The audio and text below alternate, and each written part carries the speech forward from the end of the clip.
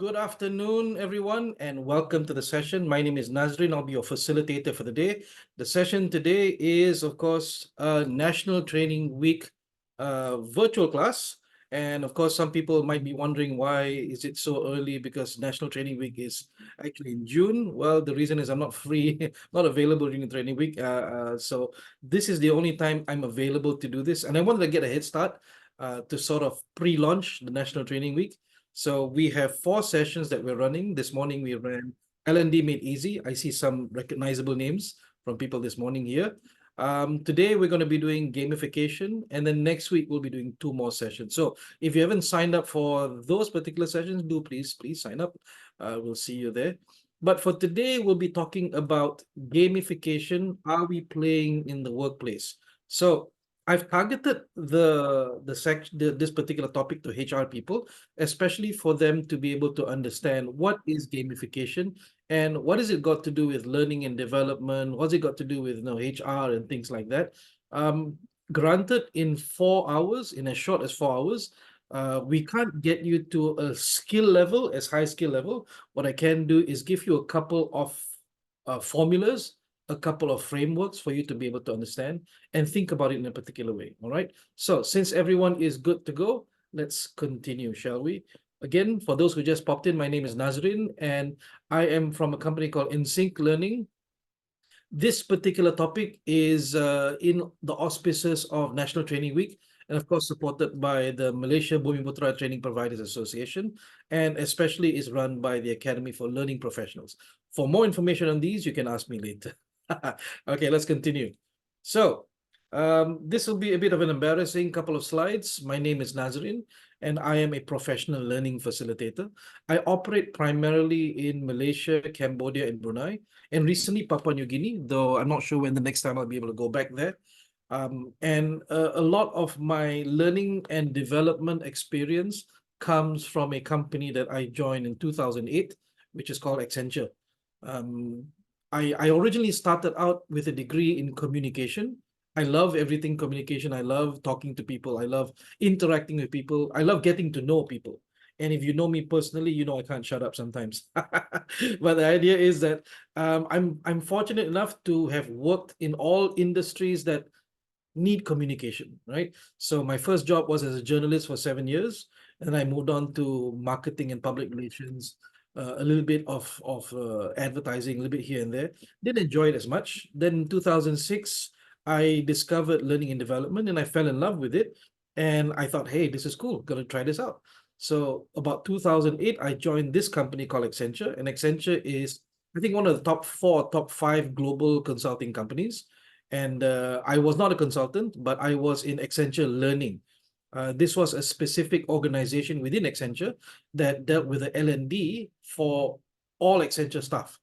Yeah, so there was from 2008 to 2015, I was based at the Kuala Lumpur Center of Excellence, which is one of the 5 learning centers, one of the 5 Accenture learning centers globally. And I enjoyed myself. I loved it to bits. However, in 2015, I decided to leave and set up my own business. So I now run a learning and performance consultancy called EnSync Learning and Performance in Malaysia. And from 2017 onwards, I actually joined as a partner another learning performance consultancy in Cambodia, which is called the Capacity Specialist. So I split my time between in running my company and also contributing to the other company. Because as partner, I don't get paid salary, but I do get paid in dividends. So it's interesting to be able to do work between these 2 countries specifically, and see how L&D is applied in both. I have some of my favorite clients. It's ironic that I left Accenture and now Accenture is also one of my clients. I do quite a bit of work for FGV Holdings and specifically FGV Plantation. So I have run leadership programs for both FGV Plantation and Sime Darby Plantation. And that's how I got to go to Papua New Guinea, because Sime Darby Plantation has bought over a local company there. I think it's called New Britain Palm Oil Limited. So they are in the transition of changing the branding there, but it's still called NBPOL in Papua New Guinea. And had a very interesting time working with the estate managers and the assistant estate managers. You see the logo Axiata there. That's not Malaysian Axiata, not Celcom Axiata. That's actually Smart Axiata in Cambodia. So I've done work there, quite a big project for about 9 months there, and that was both face to face when there and also virtual. Petronas Prudential in Cambodia, IPA, which is the Institute Perkhidmatan Awam Brunei. I've done work for Mara as well, and you notice I probably notice I skipped the Porsche logo. Well, technically it is a favorite client, but I have not started work yet. That will be on Monday. So on Monday I'll be running a leadership journey for about 17 of the leaders in Ara Damansara, and this is going to be interesting. So I've already added them as a favorite client, even though I haven't started yet. We have started work, we just haven't started doing the programs yet. So that's a little bit about me. Also, what I do in Malaysia and Cambodia, you notice that a lot of what I'll share is a work in Cambodia. Um, I I have contributed quite a bit to the local L&D scene over there, primarily because Malaysia L&D is quite advanced, it's quite mature. But in Cambodia, it's still technically and comparatively still starting up. So I find that I'm able to contribute quite a bit developmental wise to help the L&D professionals over there. I have spoken at forums. I have been participating in strategic developments, and also recently they've set up, I think in 1 year, it's been 1 year already, they set up an NGO called L&D Cambodia, where they bring together all of the L&D professionals in Cambodia, and they have monthly meetings, and they have courses, they upskill them to be able to meet the current challenges. So as part of that, we've set up over there something called an LNP Academy, the Learning and Performance Academy, and we run several certification programs. One of them is the LND Professional Certificate, which is run in Cambodia. The other one is the Learning and Performance Professional Certificate, which is a bit more advanced.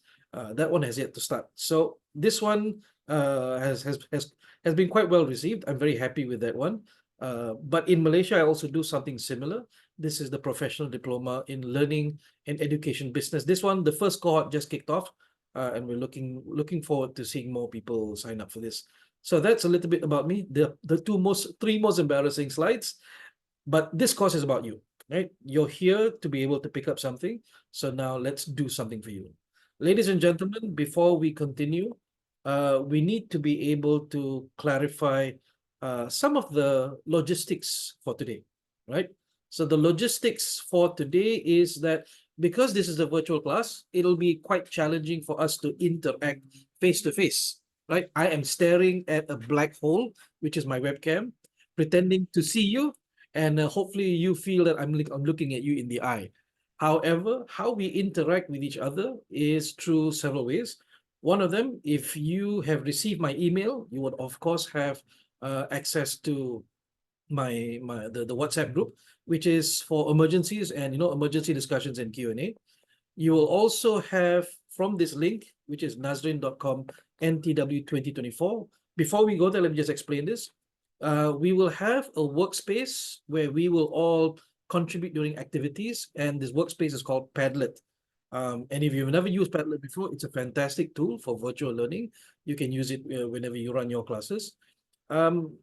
Also, because NTW, the National Training Week under Kasuma and HRD Corp, requires that we take attendance. So anybody who completes 4 hours of attendance will get a digital badge from me, will get a certificate from me, and also a certificate from NTW.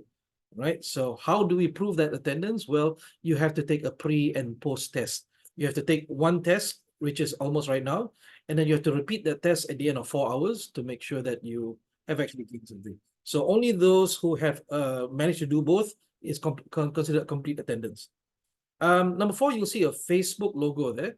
Well, I have set up a Facebook post, not a page, but a Facebook post where you can comment underneath to ask questions even after the session ends. And I will answer those questions in detail because sometimes it's a bit challenging with time-wise here.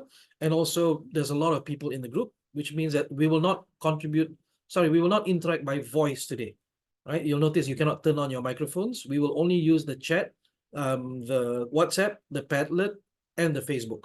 The last one is the Google Drive. So in Google Drive, you will eventually have these slides. So after this session ends, I will upload the slides to Google Drive, and you will also have several documents, relevant reading materials related to the topic today. So how do we get there? Well, all you have to do is click on this link, nnazrin.com/ntw. So everyone, please click on that link right now, and then let's go there together. As you can see, when you go to the website, this will be your resource page for these 4 hours. You know why? Because I'm not too fond of putting in links into the chat. Because I put the link in the chat and then the chat goes and everybody goes, Cik Nazrin, I missed the link. Can you please put the link back in the chat? Alamak. So everything you need will be here. All of the links are here. When you click on the first link, it allows you to join the WhatsApp group. Now, this WhatsApp group is temporary. Yeah? By the 1st of June, I'll close it because I think we have more than enough WhatsApp groups. It is only for announcements, Q&A. Sometimes you missed out the registration link or something like that. That's where you get in touch with me. Number 2 is the gamification Padlet. So if you click on that, it will open up a pad, okay? And in that pad, you will see that you can add in your own content in here. Here's what I want you to do. If you see the first column, it says test your pad here. I want you to click on that plus sign, and I want you to type in your name in the title, and then type in hello in the content. Yeah, type in hello in the body, and then click publish. Let's see if we can get 47 pads in there. So this is per column. Yeah, you click only under test your pad here. Okay, Mika, thank you. Norain, thank you. Hello, I don't know who you are. You need to type in your name into the title and then hello in the body. Fatin Sham, welcome back. Hello. Pipitan, hello. Hi, hi. Hello from Arwia. Okay, so Farouk. Okay, someone has says hello. Put in your name into the title. Hello, Barati. Hello, Siti Mariam. Hello, Mike Lee. Hello, hello. People are still typing in hello into the title. All right. So as long as you know how to use Padlet, the pad is just like a post-it note. You can write your name at the top, which is easy for me to address you. And then in the body, you can type in the content. So every time we go, we have an activity throughout these 4 hours, you will come back to this Padlet. All right. Go away from the Padlet now. The next one, the next link is the pre and post test. So if you click on the pre and post test here, this is what you need to start doing in a while. I'll give you some time. Now, the reason for the pre and post test is for you to prove attendance. And if you're not able to access that, you PM me directly lah. Okay, forget that. Then we have the Facebook post. I've set this up as a space for you to ask questions. Okay, so you can ask questions on the Facebook post. So you need to be able to comment underneath when you ask questions. And if you have very specific questions that it's you feel like, oh, I'm bothering people, I'm bothering Nazrin during the virtual class, you ask here. Okay, you ask on this space. All right. What else do we have? Well, we have the last one, which is if you click, you get the resources. These are all of the documentation I have. My reading on gamification. My favorite are the first two, so you can check that out. Right, all downloadable for free. And I'll probably add on a few more in the next couple of days. All right, that's all I have for you for this beginning. Okay, let's move on. So, ladies and gentlemen, the first thing you have to do, it is 2:17, so I expect everyone is in here, which is not bad, not bad. We got 50 people in. You have 5 minutes to complete this pre-test. Okay, very simple questions, because the questions I ask now and again at the end are the exact same questions. It will be used to measure just how much you have learned. So 5 minutes, please answer them now. So welcome to the session again. For those who just popped in, we are talking about gamification today. And the one thing that is most important in we talking about gamification is the concept of linking rewards to behaviors. So these two words. Behaviors are, of course, what human beings do. Rewards are, of course, what human beings get when they do something. So I want you to think about this, right? Tell me in the chat, why do you exercise? What do you get when you exercise? Rosaini says fit body, all right. Loss of weight, okay. Not loss of weight, loss fat. You don't want to lose weight only. Okay, sweat, you get sweat. Get to maintain fitness, health, Feel great. Thank you, Christopher. I like that. To maintain, maintain my fitness. Refresh. To kurus. Gain weight. Oh, yes, yes. Some people, yes, of course. Healthy lifestyle. Keep healthy and confidence. Okay. Life balancing. Well done. Thank you very much. Now, here's the question. Interesting. I asked the same input. What do you get when you exercise? Logically, one input should have one output, but everybody, oh, look at Fatiha, jadi cantik. Look at everybody's answer is different because everybody is different, which means that if I want to get you to behave a particular way, I need to understand what you appreciate out of a particular activity. So Abby says when he exercises, he feels good. What if I say, Abby, when you exercise, you look good?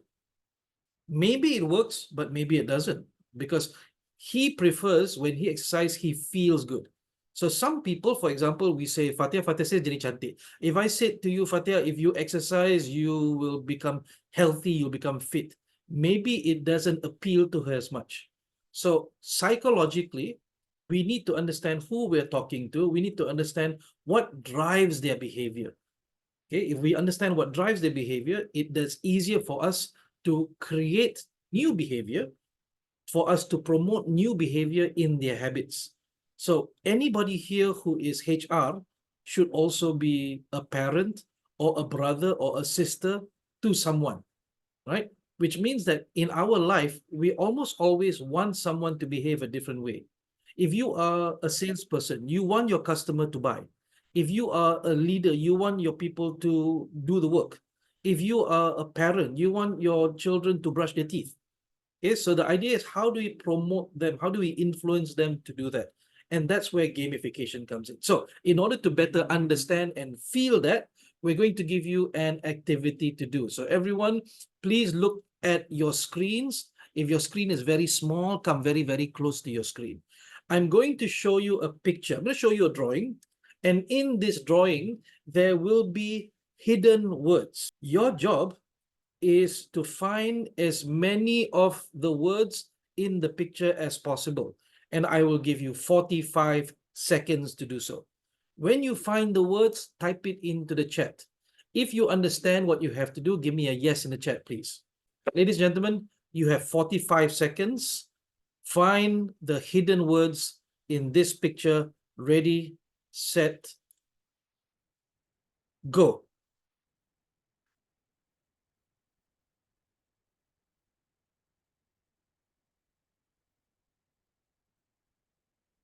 10 seconds down, you have 35 seconds to go.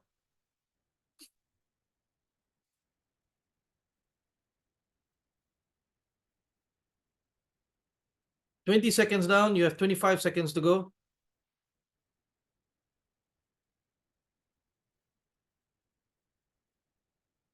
30 seconds.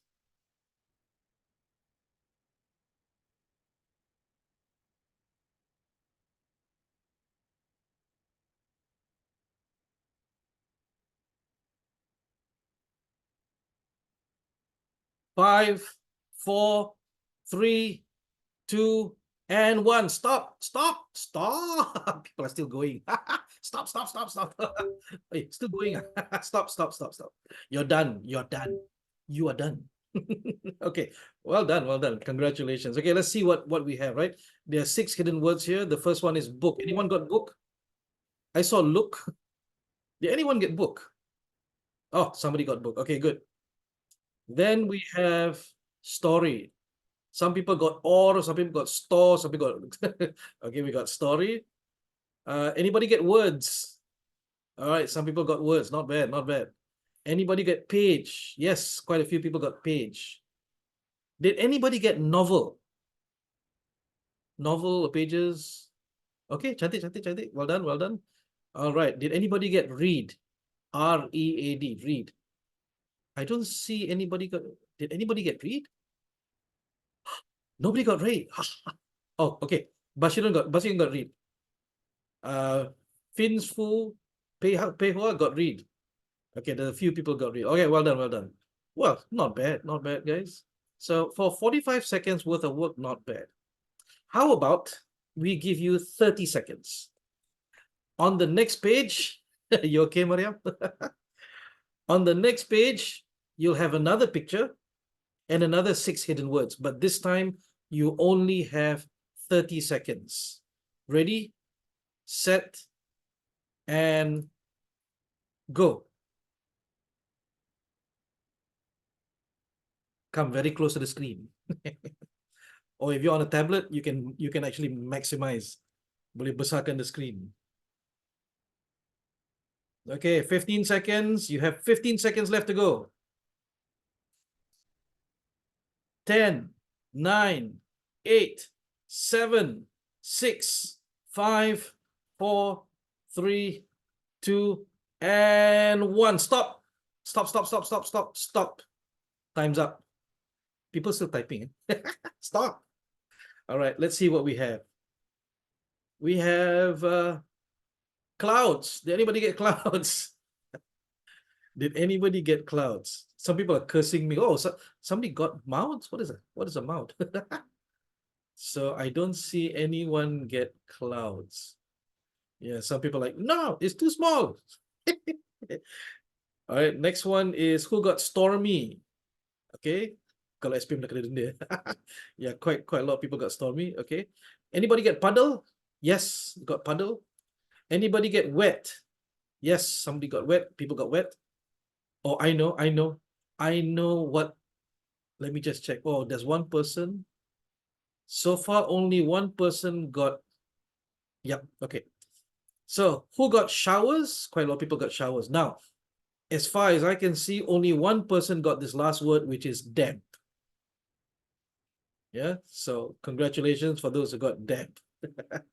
Mika, 4 eyes also can see it. Well, come very, very close to. All right. Not bad, guys. Not bad for 30 seconds of work. Now, the next page, 15 seconds. 15 seconds to find 6 words. Ready, set, and go.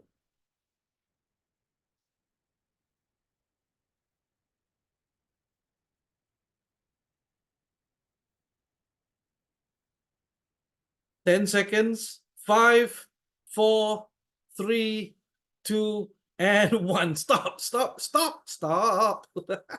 Okay, God, you gotta stop. You gotta stop now.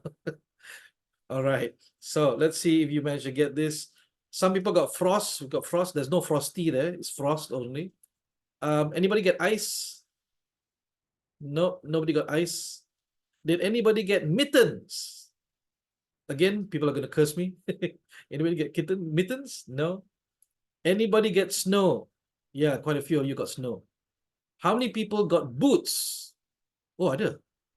Okay, you got boot. High boot. Where did you find the high? Okay, and some people got chill. Well done. Okay, give yourselves a round of applause. I can't hear your applause. I can't see your applause. Give yourselves a round of applause. Just clap this. Okay. We did something fun. Let's do something serious now, right? Here's a question. Tell me in the chat, since we can't do this by voice, tell me in the chat, how did that make you feel?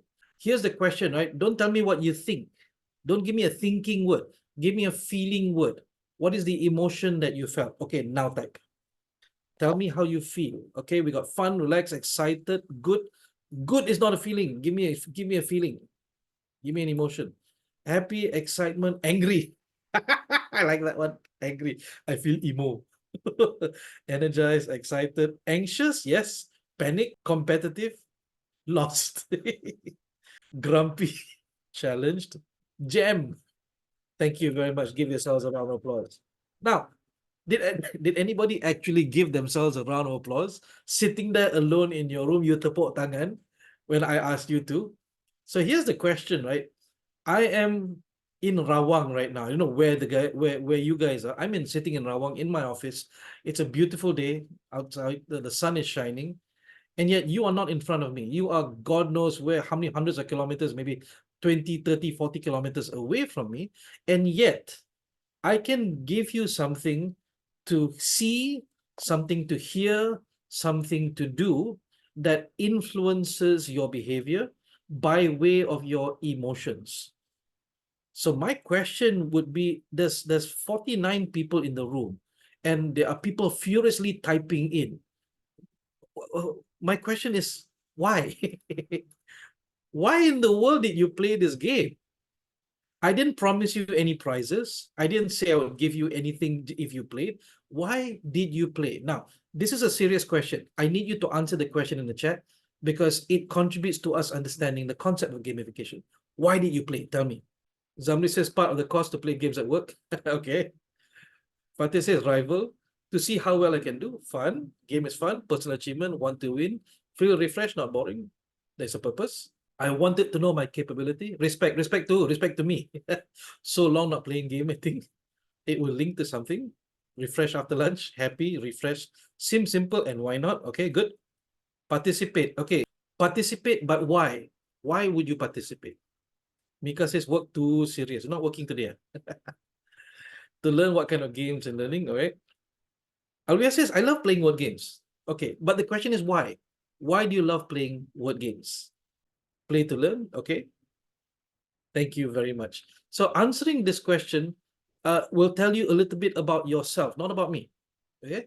Because the idea is that each and every person has a trigger that if we understand that, and I use the word trigger in a positive way, is a trigger that if we understand that, we are able to promote different behaviors in them.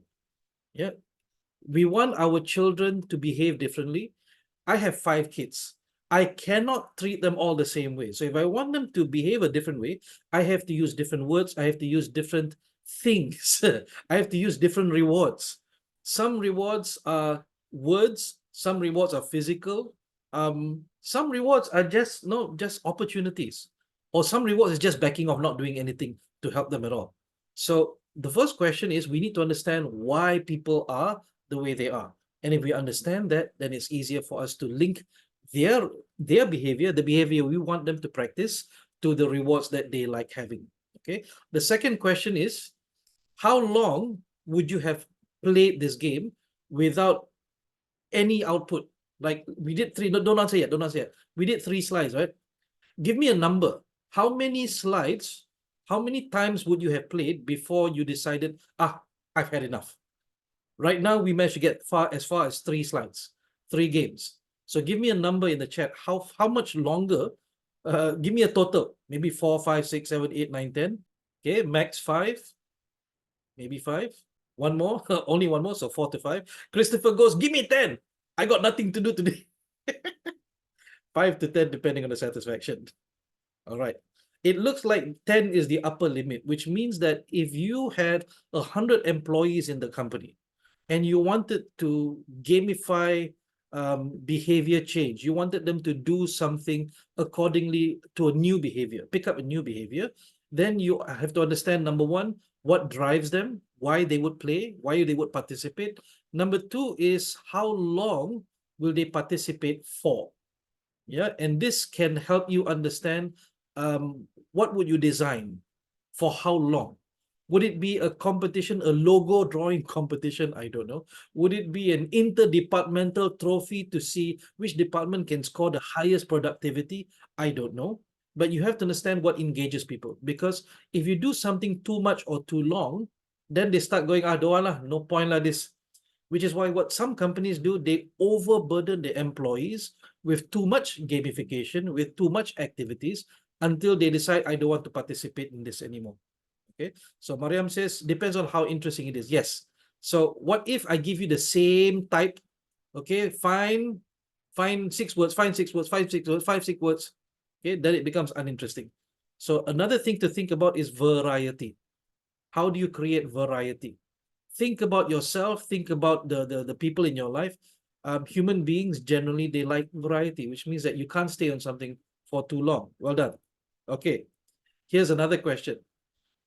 And don't answer the question yet. Give me only a yes or no, right?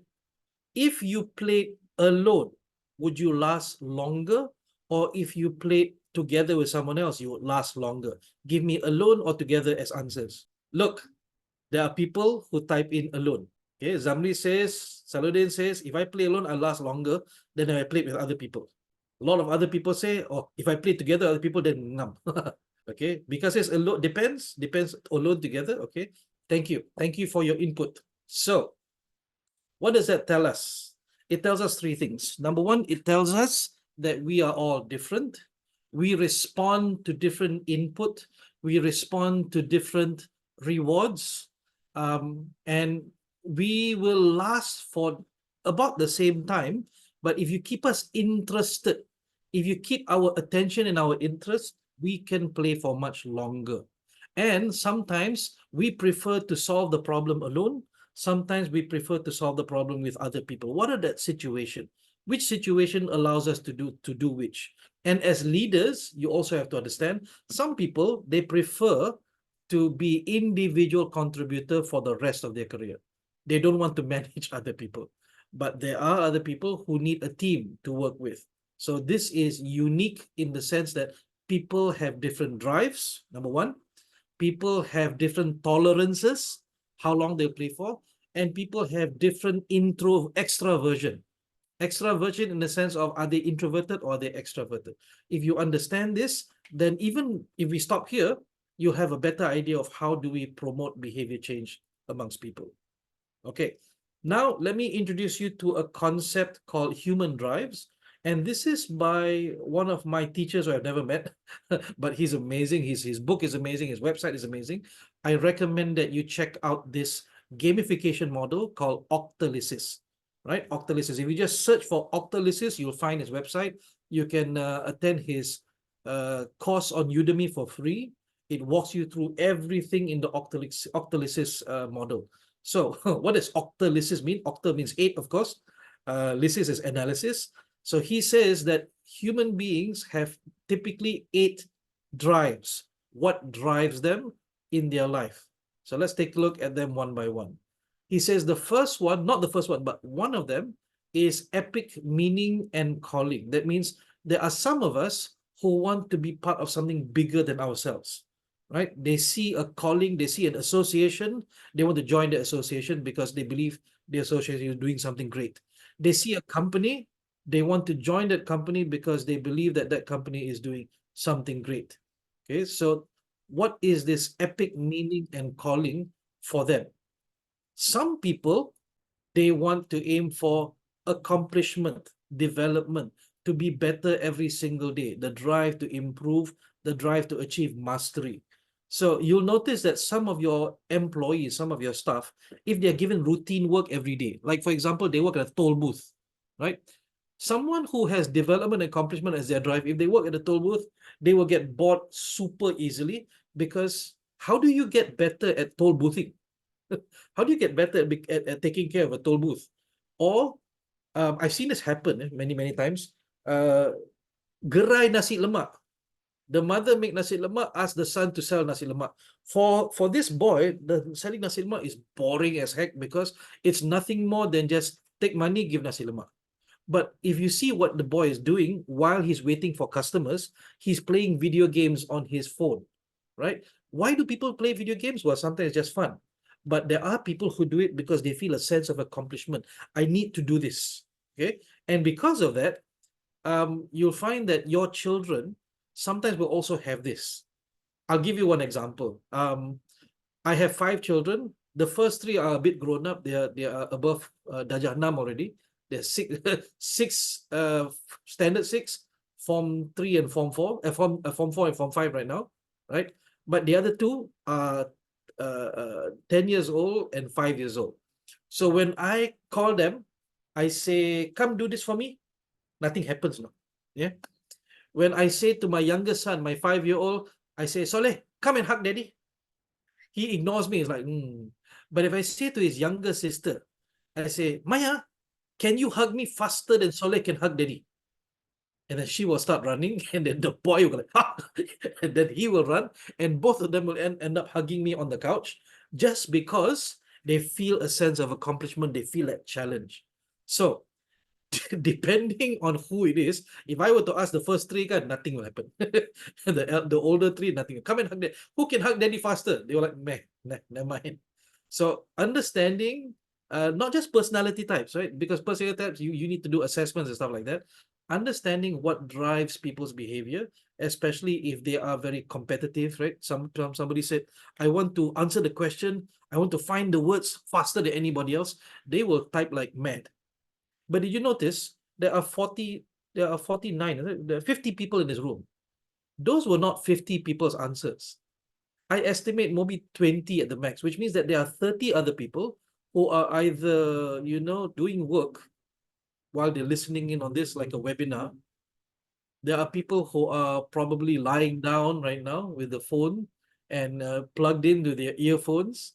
There are probably there are 30 people who are just sitting there, which means that this virtual class has not been able to engage any of their human drives. So 20 people have answered. The other 30, I don't know what has happened to them. Then we have, let's look at number 3. Okay, these are numbered, but they are not in sequence. Yeah? Empowerment of creativity and feedback. We give people the opportunity to create something new. So I am driven by creativity and feedback, which is why I like to create new courses. I like to create new solutions. When I go to clients as a professional learning facilitator and as a learning and performance specialist, yes, I run training programs, but I really like to sit with clients and understand what are their problems. And I go, I need to go and find some books. I need to go and find some trainers. What trainers can I put together to solve this particular problem? And I love the challenge that it allows me to create something new, right? So the drive to use one's creativity and adjusting through feedback. What is feedback? Getting feedback from the client saying this works or this doesn't work. Then we have number 4, ownership and possession. People who collect Hot Wheels cars like me. Okay, let's check. How many people are Hot Wheels fans here? Please tell me in the chat. Tell me yes in the chat. Oh, we got Hot Wheels fans, man. Oh, you're gonna hate this. Hang on a sec. I don't know if you can see this, but this is the Proton Saga right here. You know where I found this? I found this in Phnom Penh Airport in Cambodia, of all places. Now I'm happy. I got 2 actually. I found one in Ipoh. Of all places, I found one in Ipoh, and I found this one in Cambodia. I gave one to my brother-in-law. Hey, original price, not markup now. I got it at original price. Okay, never mind, never mind. So now you understand what ownership and possession means, right? If toy companies understand ownership and possession, they will create this Proton Saga, not only red, but also silver, also blue, also green. Okay, they'll have many different versions, and people will buy lah. Yeah, if they're missing out on a big opportunity. They should just do Proton Wira lah, Proton Saga Wira. They should do Kanchil. I would love to own a Kanchil.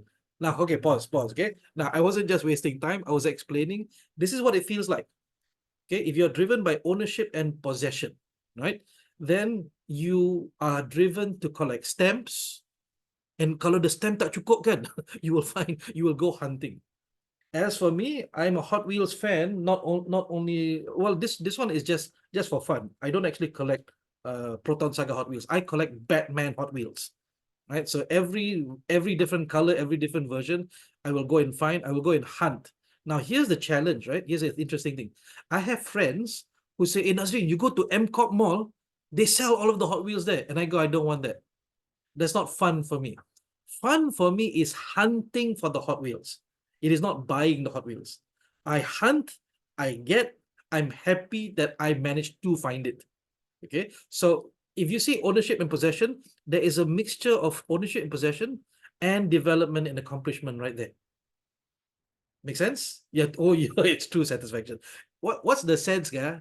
Zamri, what's the sense if you go to MCOP Mall and you see all the Proton Sagas there? Tak ada feel. There's no feel. Okay. So we are still talking about gamification here. The first part of gamification is understanding what drives people. Yeah, just downhill feelings. What for? What for? Right? So number 5, social influence and relatedness. There are some people, when we were talking about Hot Wheels just now, their minds went blank. They're like, what is wrong with you people? Yeah, what is wrong with you? If I'm gonna stereotype, I can stereotype maybe wives, but cannot. Because I saw some people, some ladies there also, Hot Wheels fans. So no more stereotyping. Yeah. My wife indulges my hobbies because she knows My money goes only to there. There's nowhere else. She doesn't have to worry about anybody else in our relationship. It's either Hot Wheels or Lego or Transformers, either or. Yeah? Okay, let's come back to this. Social influence and relatedness, which means that some people are driven by the aspect of talking to people, interacting with people, asking where they come from. And I used to be quite a bit of this, especially when I was a journalist. So I was a journalist for 7 years, and this really drove me because I was interested in people's life stories. I still am. I still am. It's just that at certain times of the day, at certain times of the month, I'm driven by different things. Okay, so there are people out there who are, sometimes we use the word extrovert. It's not fair. Okay, this is not extraversion. This is just wanting to be able to connect with other people, to be able to say thank you, to express gratitude, things like that. And also, you'll see these people on Facebook type, my God. Oh, okay. Some of you are my friends on Facebook. You know what I'm talking about. Kan? If you, if I got nothing to do that day, I will go on Facebook and I'll type a whole article on Facebook. And I know it's too long because nobody likes, nobody reads, nobody comments. So then I'll know it was too long. But puas hati to just do so. Number 6, scarcity and impatience. Some people are driven by scarcity. When there is a lot of Proton Saga, they don't buy. But when there is only 1 or 2 left, then they'll start buying. So people like this, they are driven by a lack of availability, which is why I'm going to warn you right now. I'm going to warn you right now. People who are driven by scarcity are easily gamified by sale. Give me an honest answer. How many people are easily influenced by a markdown in price or a Shopee 1010 or 9988? Give me yes or no and be honest. Okay, we got yes, we got no, we got yes. Thank you for the honesty, because I am a big yes, which is why I have to delete my Shopee app once in a while. So if you understand, what drives you, the scarcity, it's easier for you to defend yourself against it. I'm going to say something as well, right? But I think we're all adults here. There are some people who are driven by scarcity in terms of relationships. When the relationship is good, they don't put effort into the relationship. When their partner says, I'm leaving you, then they start putting effort into it. Have you seen this happen? There are some people who are driven by scarcity in their relationship. So we're not talking about yes or wrong, right or wrong. We're saying that if you have a partner like this, right, don't give too much all the time, right? You must hold back something. You must have some mystery in your relationship. Otherwise, they will not fight for it. When things come easy to them, they take things for granted. Okay. Now, sometimes you cannot change people. You married this person because they're exciting, but you also have to realize that if you give everything, not take all for free, they will not work for it. And I'll say, right, it's very difficult to change a person's personality, but if you understand that about them, yeah, Chifong says, play hard to get. Even if you're married, even if you're in a relationship and you notice the spice is going down, maybe, yeah. But if you understand this about them, you can still make the relationship worthwhile by, like you say, play hard to get. Or in a sense, okay, I'll say this, right? I've heard some women tell me that when they get to know their husband too well, the magic is gone. Their husband used to be mysterious, right? But then after a while, they got to know their husband. Now the magic is gone. So I say, tell your husband, be mysterious again. That's how you keep the spark alive. Okay, let's go to number 7. Unpredictability and curiosity. Some people betahan no. Unpredictability and curiosity. Some people cannot. They need all the information in their life, but some people, they are driven by lack of information. So I, for example, depending on the time of day, time of month, if I don't know whether money is going to come in or not, I stress out. So where finances is considered, I am not driven by unpredictability and curiosity. I'm also not driven by unpredictability and curiosity in relationships. I need my wife to tell me. Otherwise, I get very confused. I get very stressed out if I don't have information. Movies, yes, I like movies that are unpredictable. And my wife hates me for this because I can watch a movie, and I go, oh, this is going to happen. This is going to happen here. And especially K-dramas. K-dramas, I can predict right now already. I can almost immediately tell what's going to happen in the next scene. My wife says, please don't watch with me anymore. Where movies are concerned, I like movies and TV series that have different plot points that have a lot of plot twists. I like those. but not where finances are concerned, not where relationships are concerned. All right. Last but not least is loss and avoidance.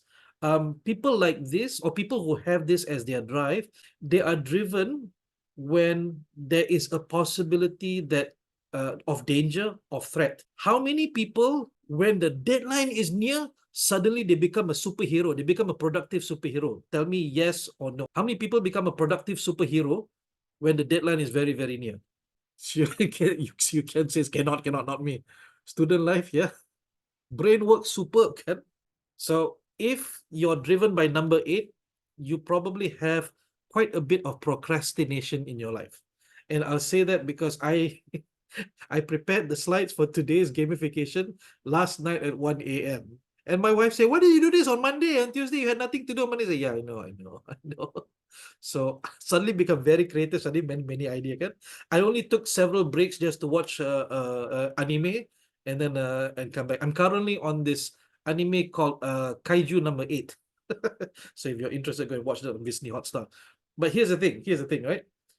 Each and every one of us will have all 8 inside of us at different degrees at different times of day. So here's the problem, right?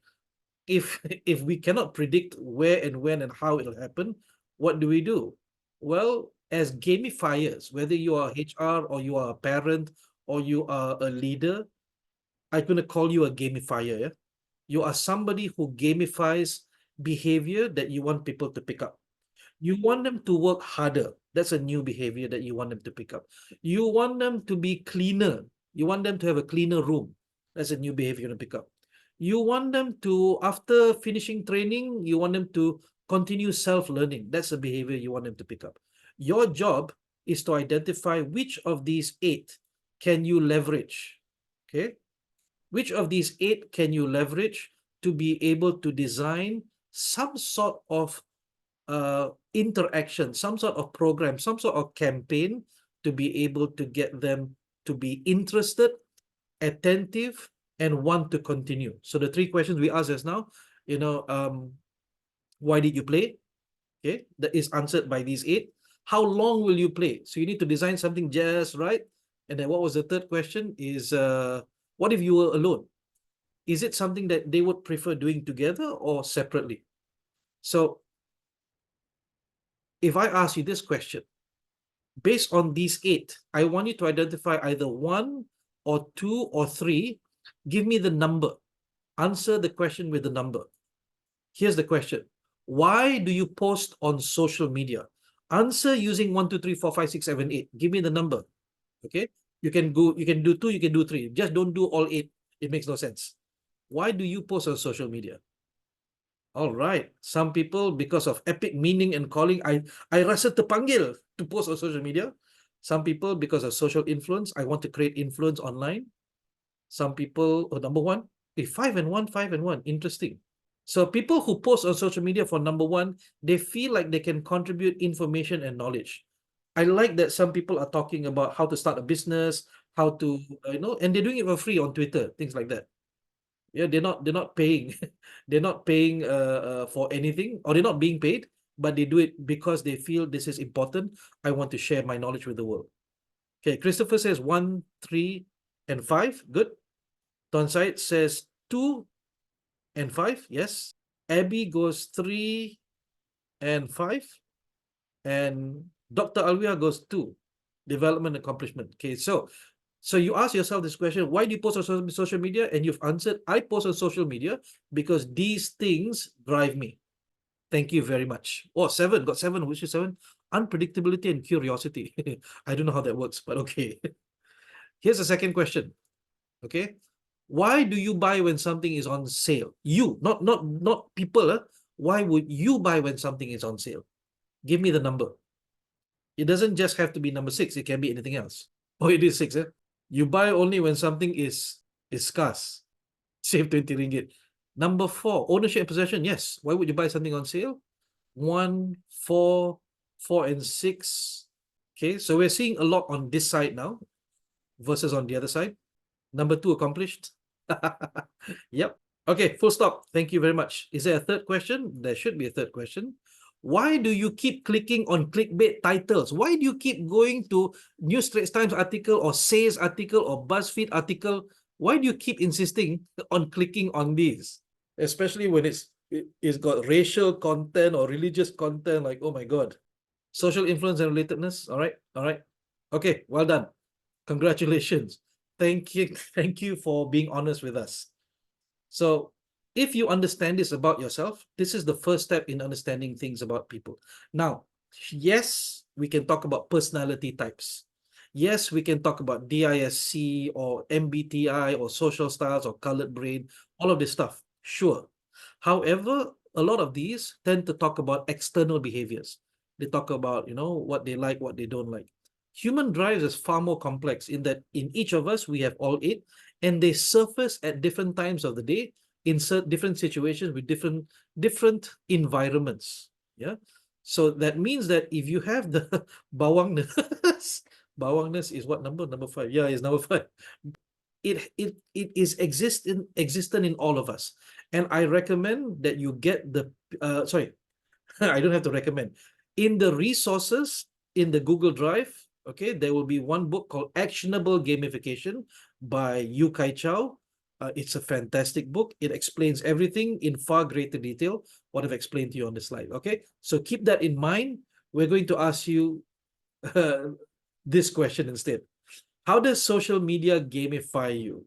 If you are on Facebook, you will notice that quite a bit now that when you participate inside groups, Facebook will suddenly give you a badge, top contributor, top fan. And you go, bila masa aku top fan ni, when did I top commenter? Because nobody else comment, you're the only one to comment, so you get top commenter. Okay, why do they do this? Because digital badges are free, right? There's no cost involved. They want to reinforce your behavior. So think about this word, reinforcement. How would you reinforce good behavior in your children? Don't answer the question. I want you to think about it. How would you reinforce good behavior in your children? It depends on your child. It depends on which of the 8 drives exists within that particular child. You know them very well. Which one can you trigger? Okay, so Facebook hopes that they can trigger your development and accomplishment, maybe your ownership and possession. You want to collect all the badges, social influence and relatedness, maybe scarcity, not so much sure, because the Facebook badge everybody seems to get, so doesn't feel special anymore. Maybe epic meaning and calling. So you feel like in this Facebook group, I need to contribute to the members. I need to find good articles to put, good PDFs to give them. I need to okay, here's the thing, right? How many people are in WhatsApp groups? And I'm sorry, I don't know what age you guys are, okay? I might trigger somebody. How many people are in family WhatsApp groups where every single day somebody will post a good morning graphic? I say, are you in a Facebook group, a family Facebook group, where every day somebody will say, "Good morning, my lovely brothers and sisters. I make dua for you." And I notice that doesn't happen in the Gen X groups as much. It happens a lot in the above Gen X groups, lah. So want to leave also can, because your cannot leave because your family group. You just tahan je lah. So I am in one family groups that's like that, and I'm in one trainer group that's like that, and I'm the youngest trainer in that group. Okay, so is it right? Is it wrong? I'm not talking about right or wrong. I am at that stage in my life where my WhatsApp groups are used for business. So whenever this thing pops up, I go and check. This is a good morning message. Check, good morning message. Hey, good morning message again. So it becomes irritating to me. But if I ask the question, why do they do it? Well, they do it because they feel that they have an epic meaning and calling. They want to create social influence, relatedness. They want to they want to interact with their family members, with their friends. So when I think of it that way, then I don't feel so stressed out. I don't feel so annoyed, because I know that, that's what social media does. WhatsApp allows you to give thumbs up to a WhatsApp post, to laugh along, stickers, things like that. Okay, so if you look at Facebook, you look at memories. How many memories started popping up a few years ago? I think they did some research and discovered, wow, this one is fantastic. How many people actually enjoy on Facebook every day being able to look back on your memories? Macam hari ini dalam sejarah tau. It literally hari ini dalam sejarah. What happened today in the last few years? How many people enjoys this? Yes or no? See, they got you, man. They know what drives you. Ashraf kata no. So once upon a time, every day they will have a section for memories now. Nowadays, you have to search for it. Especially if you don't click on it so many times, Facebook realizes, oh, this guy doesn't like it, so they hide it. But if you keep clicking, every day it'll pop up again and again and again. OneDrive cloud storage, I don't know what you're talking about. Oh, free of charge. All right. And then we have Instagram and TikTok, right? How does TikTok and Instagram gamify you? They choose the videos that they know you will like, and they'll put it on your FYP, for the For You page.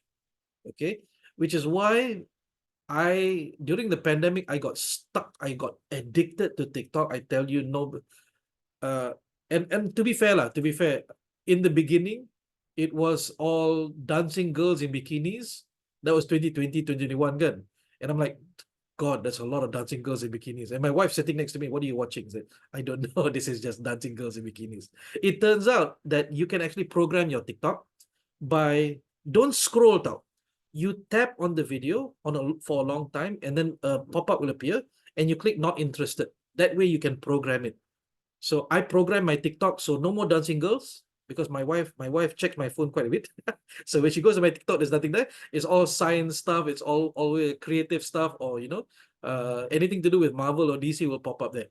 So my FYP is now clean. But here's the problem: FYP, or the For You page, bukan final year project. The For You page gives you stuff that it knows you like looking at.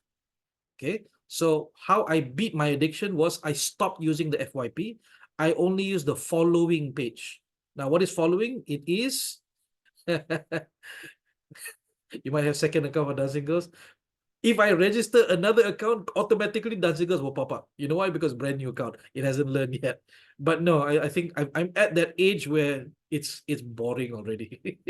I'm more interested in science and technology and AI stuff. That's exciting to me now, which can be a bit sad, considering I'm still a guy. Anyway, how I beat my addiction for TikTok is I moved from the For You page and I started using only the following. What is following? It is all the creators that I subscribe to. And I noticed on the FYP, I would just scroll, and I discovered that TikTok creates that scrolling for you to get a dopamine hit. What's a dopamine hit? It's a hormone in your body that dumps into your body and Abby knows it. Abby is a comedian. So when your brain's reward system, when it gets a joke, right? Or when you feel like you've accomplished something, it dumps dopamine into your bloodstream and you feel happy. You feel like, it's so fantastic. TikTok does the same thing. When you find a video you like, you get a dopamine hit, right? That means you keep searching sampai 3 a.m. and you will never find the perfect video. Your brain thinks it's going to find the perfect video. It never finds the perfect video. So what you do is you go on to following, and then that's how you de-gamify yourself. You go on to following and you just watch the videos that are, that you've subscribed to. And then the third step is you turn your phone from color to black and white. Okay, I cannot tell you where it is on your Apple phone or on your Android. Go and search for yourself. You turn it into black and white. What happens is, because instead of middle colors, it's now black and white, and the white is so bright that after a while it gets irritating. You will shut off the app on your own. Okay, so not only do you need to learn how to gamify, you also need to learn how to de-gamify, because advertising does this to you. Okay, I still remember that's why when I joined public relations and advertising, I was not too interested anymore. I did some copywriting, but I tended to stay away from advertising, because in my introduction to advertising class, I remember advertising 101, Madam Madam Aida in my university, IIUM in Gombak. I remember her describing to me that advertising has 3 phases.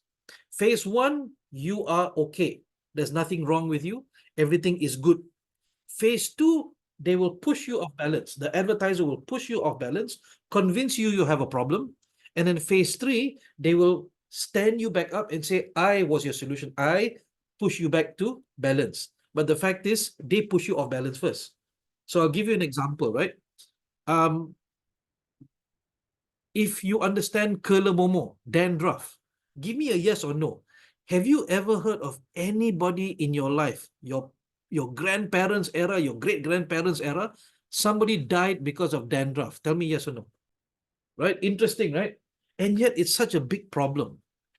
So, not only gamification in terms of the 8 human drives, but also in terms of cultural drives.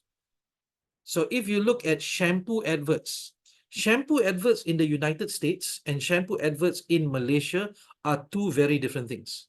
Yeah, 2 very different things. The same company, the same product, but they will advertise differently. In America, for example, in the United States, right, a shampoo advert will have a lone woman walking down the street, looking confident. She's very confident in herself, and then she looks at the glass pane of a shop, and she notices on her shoulder dandruff. She notices on her shoulder dandruff. And then she goes, oh my God, dandruff. She realizes she has a problem. Then she finds the product that solves that problem. End scene. In Malaysia, the shampoo advert is very different. It is 3 women walking down the street, confident together, when one of the girl's friends looks over at her shoulder and says, ew, you have dandruff. And now she has a problem. And she finds a solution and she solves the problem. Now, I want everybody to be able to answer this. Why the difference? Why the difference between the advert in the United States and the same advert for the same product in Malaysia? Why the difference? Thank you. Different culture, different social standards. The United States tends to be, and I don't like to use the word Western, Eastern, things like that, right? The United States tends to be a more individualistic society, individualistic culture. They are responsible for themselves, they're accountable for themselves, but they are also take pride for their own self-esteem, right? In Malaysia, we care what other people say. So if you had the advert in the United States use the Malaysian version, it wouldn't sell anything. Because what do I care what you think about my dandruff? I care about what I think about my dandruff, right? So it just goes to show that advertisers have been gamifying us all this time to change our behaviors. It just so happens now there's a word for it, gamification. All right. I hope you understand. If out of these 4 hours today, or maybe we're not going to go all 4 hours, yeah, because it's going to be 6 o'clock. If you come away today with the idea of gamification, that's right. But if you can also come away with being more self-aware, be aware that they use color, they use price, they use price slashing, or not 1997, not even 997, not even 97, $7 today only for you. They use this to, and I don't like to use the word manipulate, but I will. Because they want to create that behavior. They want to trigger that behavior in you. So if you come away from today, even just a little bit being aware, I'm happy. Let's talk about the differences between 3 concepts. The first one is what we call games. The second one is what we call game-based learning. The third one is what we call gamification, which is what we're talking about today.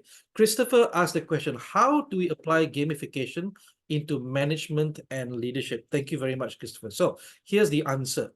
Number 1, you have to ask yourself, what is the target behavior that you want your employees to practice? Let's have that discussion, Christopher.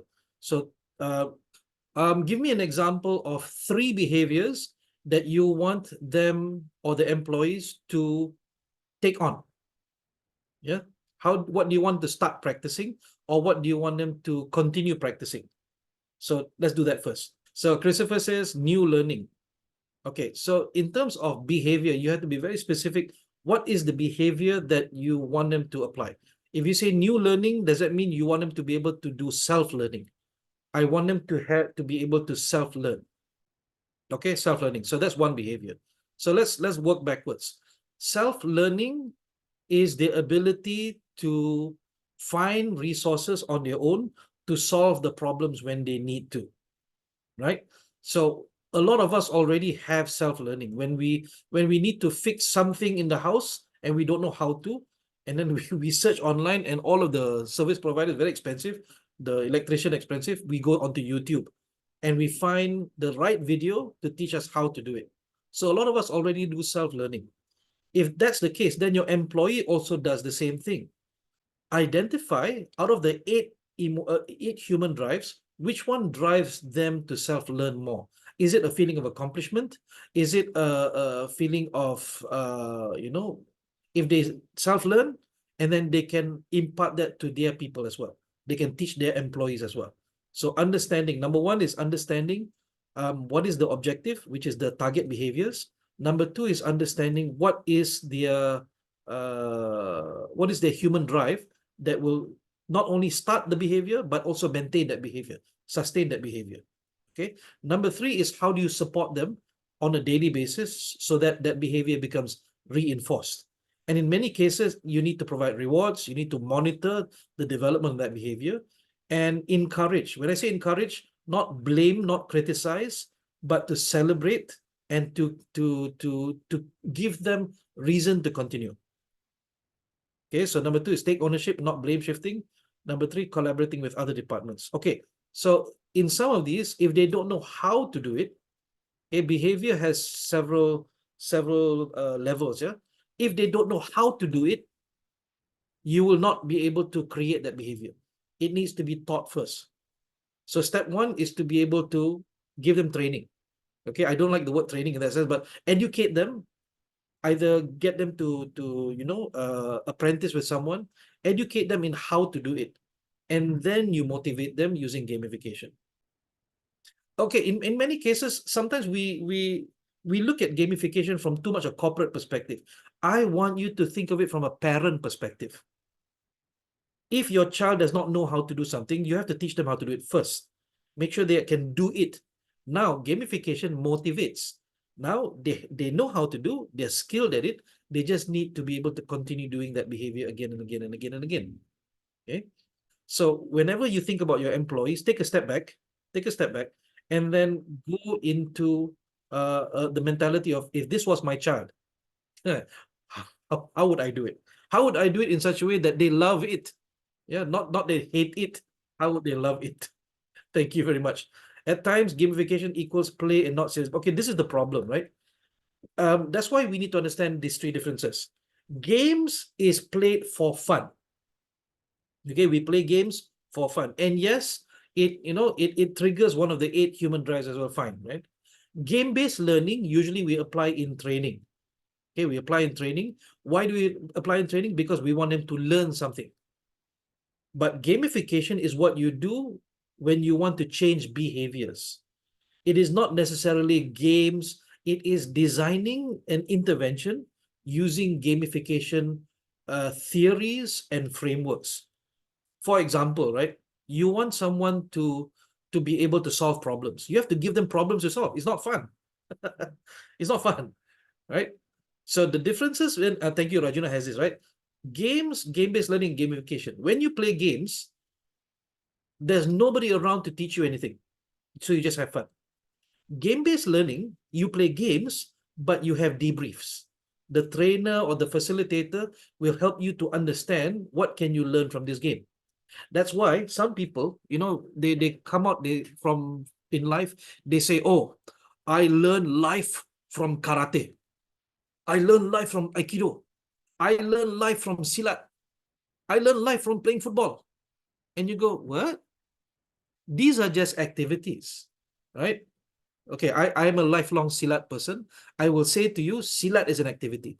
Karate is an activity. Aikido is an activity. You know what makes the difference? The teacher.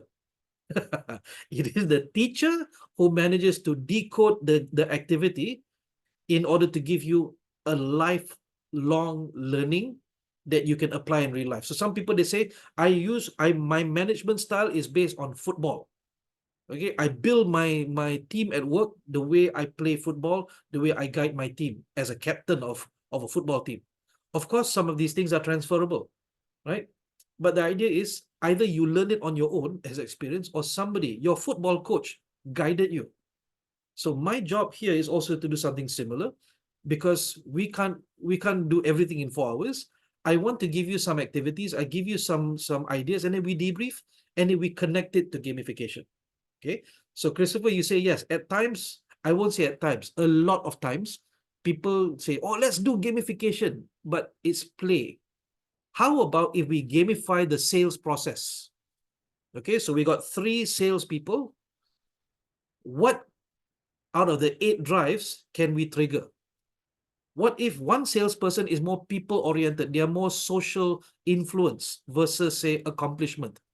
You you give them a sales target, they will not hit it, because for them, I love the customer relationship. I don't love making the sale. The sale is for me secondary. And then you discover, oh, it doesn't work, right? So now now Christopher says, okay, you've changed the definition. Gamification is now changing behaviors. I will say this: gamification equals linking rewards to behavior change. And if you think of it from, again, if you think of it from a parenting perspective, all of us are leaders if we are parents, because we're trying to change somebody's behavior. But how? Okay, for the Muslims, you want to get your children to puasa, kan? Belajar puasa. Okay, kalau you puasa today, dapat RM1. I remember that. But then after a while, it starts triggering the other areas of the human drive. Instead of triggering, say, the money aspect, it triggers the meaning aspect. I feel that when I fast, I have a meaning in my life. So gamification is supposed to start new behaviors, reinforce it, and then afterwards you don't need gamification anymore. Okay? Gamification is only meant to link rewards to behavior. It just so happens we get confused because of the word game in the gamification. Right? Game in the gamification. Yes, we're having fun in this virtual class, but you have to understand that if it veers more towards games, and is not transferable into real business results, then it's not going to be considered gamification. Now, pause. Gamification exists in education. It exists in businesses. It exists in business. Okay. However, the application is different because the results are also different. Education results is A. That's the result you're looking for. You're going for an A in the exam. So gamification helps them to learn, helps them to pick up the input, pick up the learning from different angles. In business, we do the daily business activities, but we make it more interesting. Okay. So thank you very much for the question. Let's see. There were a few other questions here. Adlan says, the industry readiness for this gamification ideology. I would say the industry is ready for games. They don't really understand gamification yet. And a lot of us trainers, when we try to explain, it doesn't seem to make sense to a lot of them. They still get hung up on the word game. And then I say, think of yourself as a parent. And then it starts clicking and starts making sense. Okay. In terms of the readiness, I don't know. I think certain industries are a bit more advanced. MNCs, I notice, are a bit more ready for this. SMEs, not so much. Right? They're still a bit old school in the sense that, oh, if you play games in your training, that means you're having fun, but you're not learning anything. So we have to sort of balance it out. So what I do in my training programs, at the end of every program, there must be a clear output. There must be a deliverable that we can record.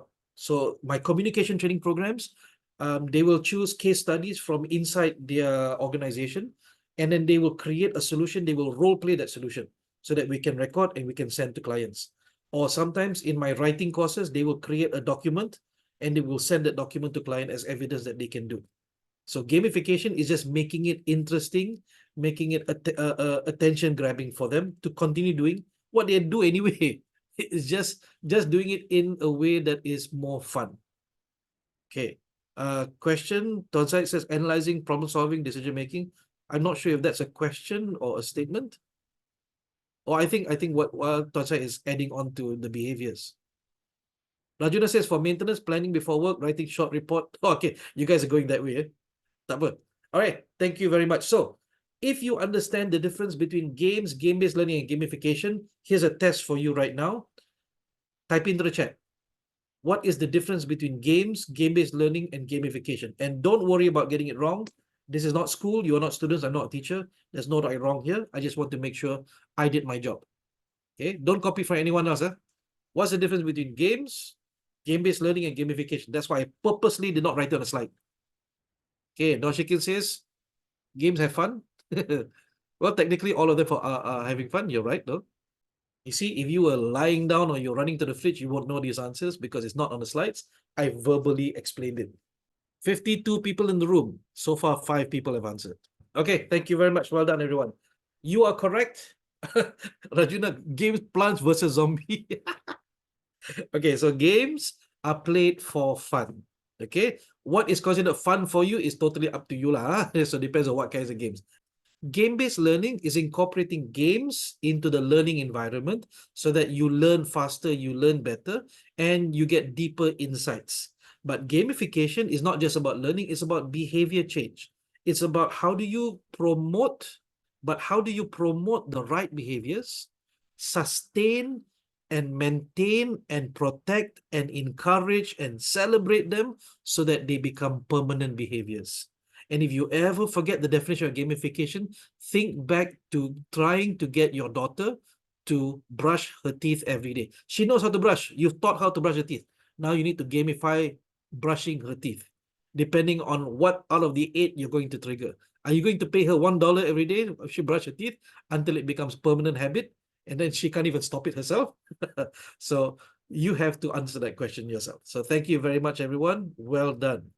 We are coming up to a break soon, so I wanted to share with you an example from Volkswagen. Volkswagen has a lot of videos on YouTube where they apply gamification in certain situations, and it's called the fun theory. So maybe I'll put the links into the resources page. But if you go to YouTube and you search fun theory, there are about 5 or 6 videos similar to this. So watch this carefully, and then I'll ask you questions in the chat. All right, here we go.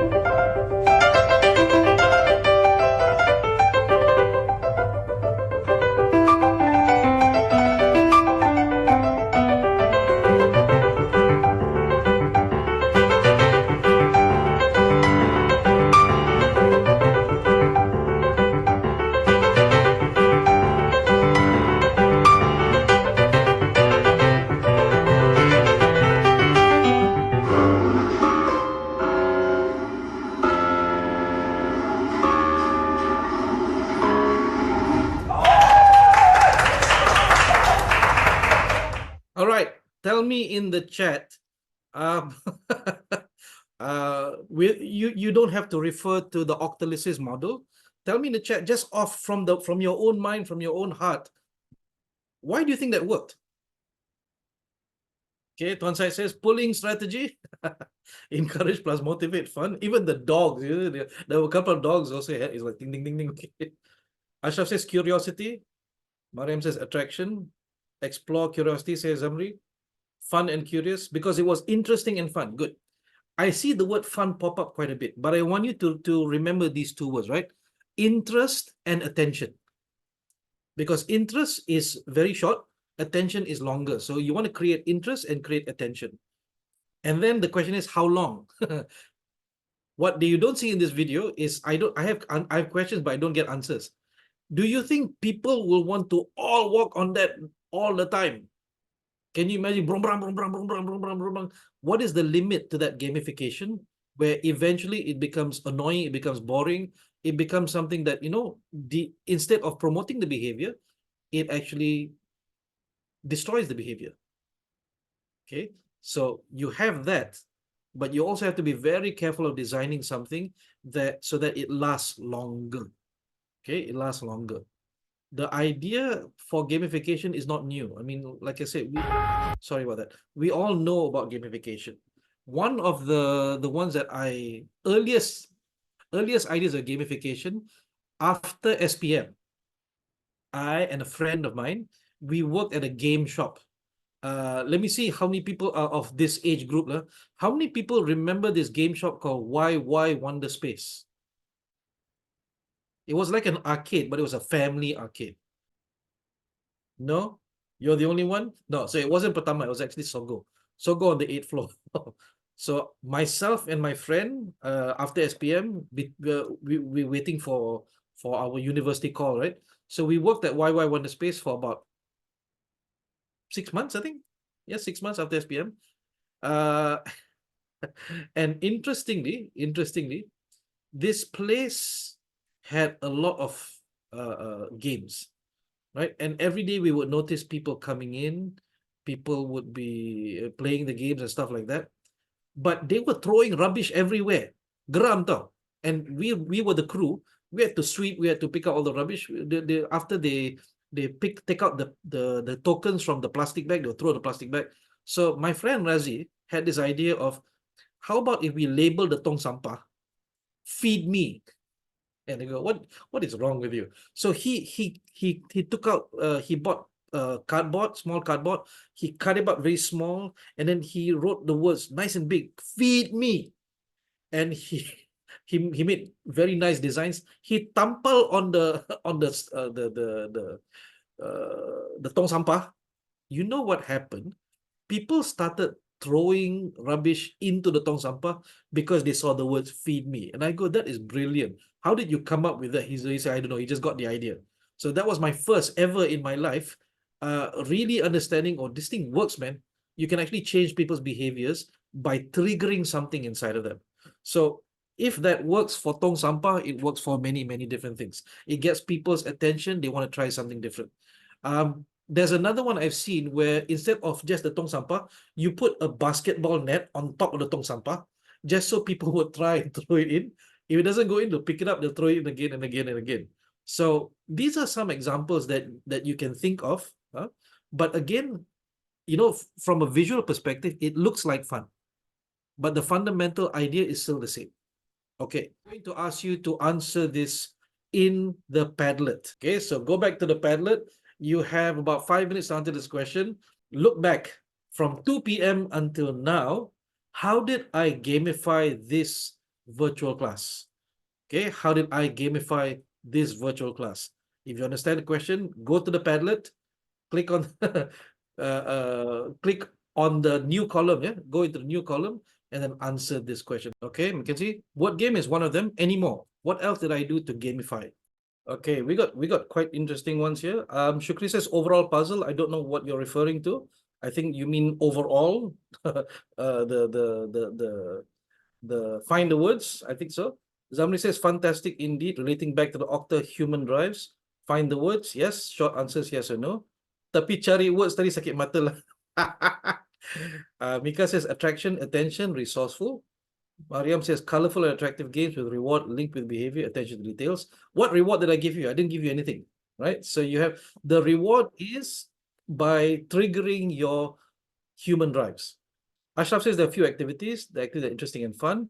Each time we participate, the activities give us motivation to join again and again under 3:30 p.m.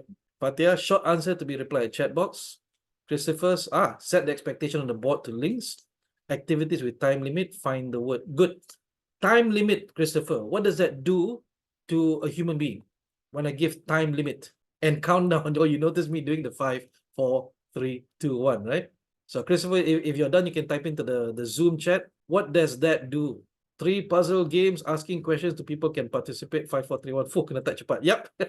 That's the whole point of it. Farouk, wow, Farouk typed in quite a bit. Okay, react to people's answer, motivate through attention and interaction. Yes. You notice me saying people's names, right? So whatever you typed in, I will read out people's names because people love hearing their names. Play games and create friendly competition. Set a time limit to encourage people to reply before the time runs out. Interesting responses elicit more stories from yourself and your life. Yes. Umar says Kahoot. Kahoot, I didn't use Kahoot today. Daddy says interactive and fun games, new knowledge of octalysis. Bharati says find hidden word, ask related question regarding octa, answer yes or no. Okay, also, I asked for yes or no because you are getting people to behave, and getting yes or no is a behavior. So if I ask you to write a whole paragraph, what happens? People's like, Allah, malas lah, write paragraph. But if I ask you for a small investment, which is just a Y or an N, okay, it creates ease for people. So instead of telling your children, go upstairs and get mommy's phone, you say, can you please get mommy's phone upstairs? All you have to do is just go and check the phone, don't have to bring it down. So a small behavior versus large behavior. How much, how long, how deep, how difficult. You want to do that later on. In the beginning, you do easy. Norain says interaction and fun games. Saladin goes word search. Q&A session, unique answer, pique interest. Yes. So sometimes an interesting answer will pop up and I will talk about that answer. And of course, you get recognition when I say your name. All right, let's see what else we have. Arouse excitement to beat the time. Discipline and urgency. Yes, of course, because we want to manage the time so that we can break exactly at 3:45. So ladies and gentlemen, give yourself a round of applause. And it will be amazing if you actually do that when there's nobody around. So thank you very much. We're going to break until 4 p.m. And at 4 p.m. sharp, we will come back. So thank you for your participation. I will see you in 15 minutes. Have a good break. So let's now talk about, now you have the fundamentals down. Let's talk about influencing behavior and what are some of the ways, easy ways we can do this. Okay. So we're going to kick this off because some of you are well rested. We're going to kick this off with an activity. So, well, you came for a gamification topic. Of course, must games lah. What did you expect to just sit there and do nothing? Okay, you're going to go back to the Padlet and you're going to choose one of these case studies. And as you can tell, I'm a father of 5. I love children. And I believe that anything we do in the corporate world, we can actually find learnings from our own home. So we're going to give you the opportunity to try this on your own. Okay. Now that you understand the 8 human drives, even if you don't remember all of them, that's okay. Choose one of these scenarios and then put it into the Padlet. Answer the question, how would you make it interesting so that people, your children would actually want to do this? So scenario number 1, your children or child or children have messed up the floor, the living room with toys. How would you make it interesting enough, gamify the experience enough for them to actually want to pick up the toys fast, without procrastination, on time, and get it done cleanly and with as little mess as possible?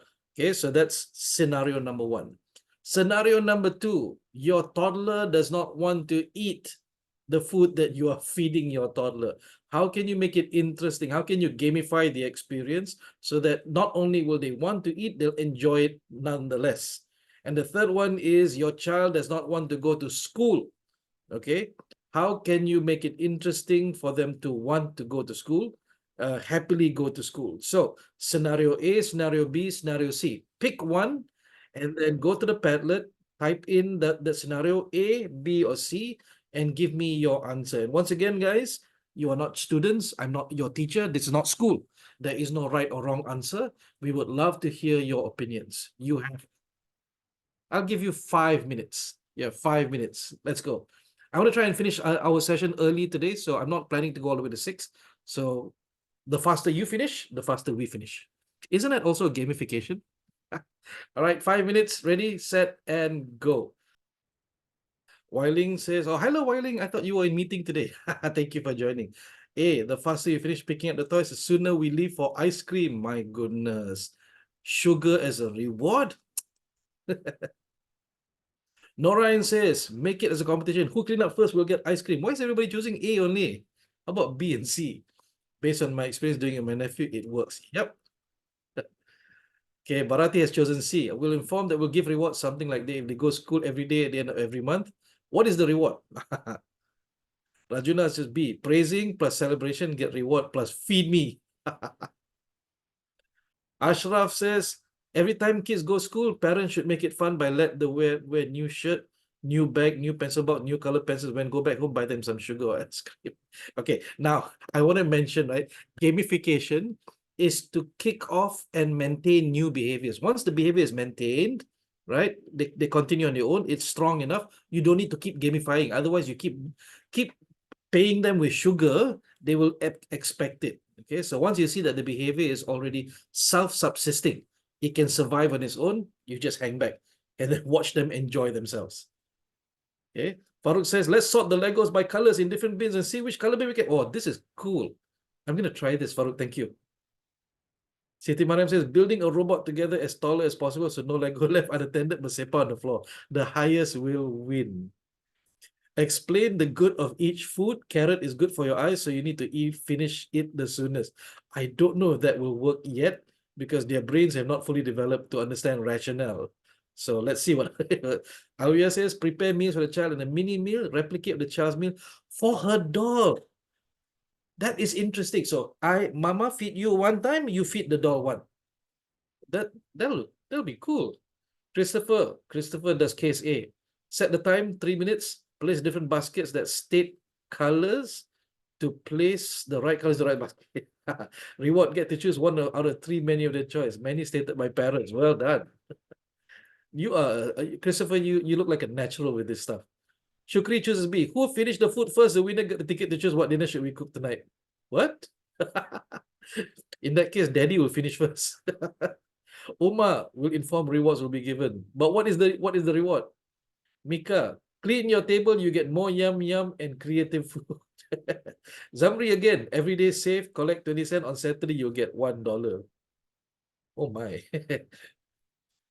I am now at the age where I can shock my children by telling them nasi lemak used to cost 30 cents in sekolah rendah.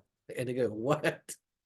And then I had a friend, I sekolah rendah in Petaling Jaya, so 30 cents for nasi lemak in 1984. But my friend who lives in the kampung, sekolah kampung, 10 cents nasi lemak in 1984. So I feel old. Okay, Weiling commented, my aunt used to reward me, what? With 50 ringgit for each A I get an exam. How come I don't have aunties like this? Weiling, how many A's did you get? Now that you open, I have to ask this question. How many A's did you get? Because we're going to calculate how much you got. She's not answering. Baiklah.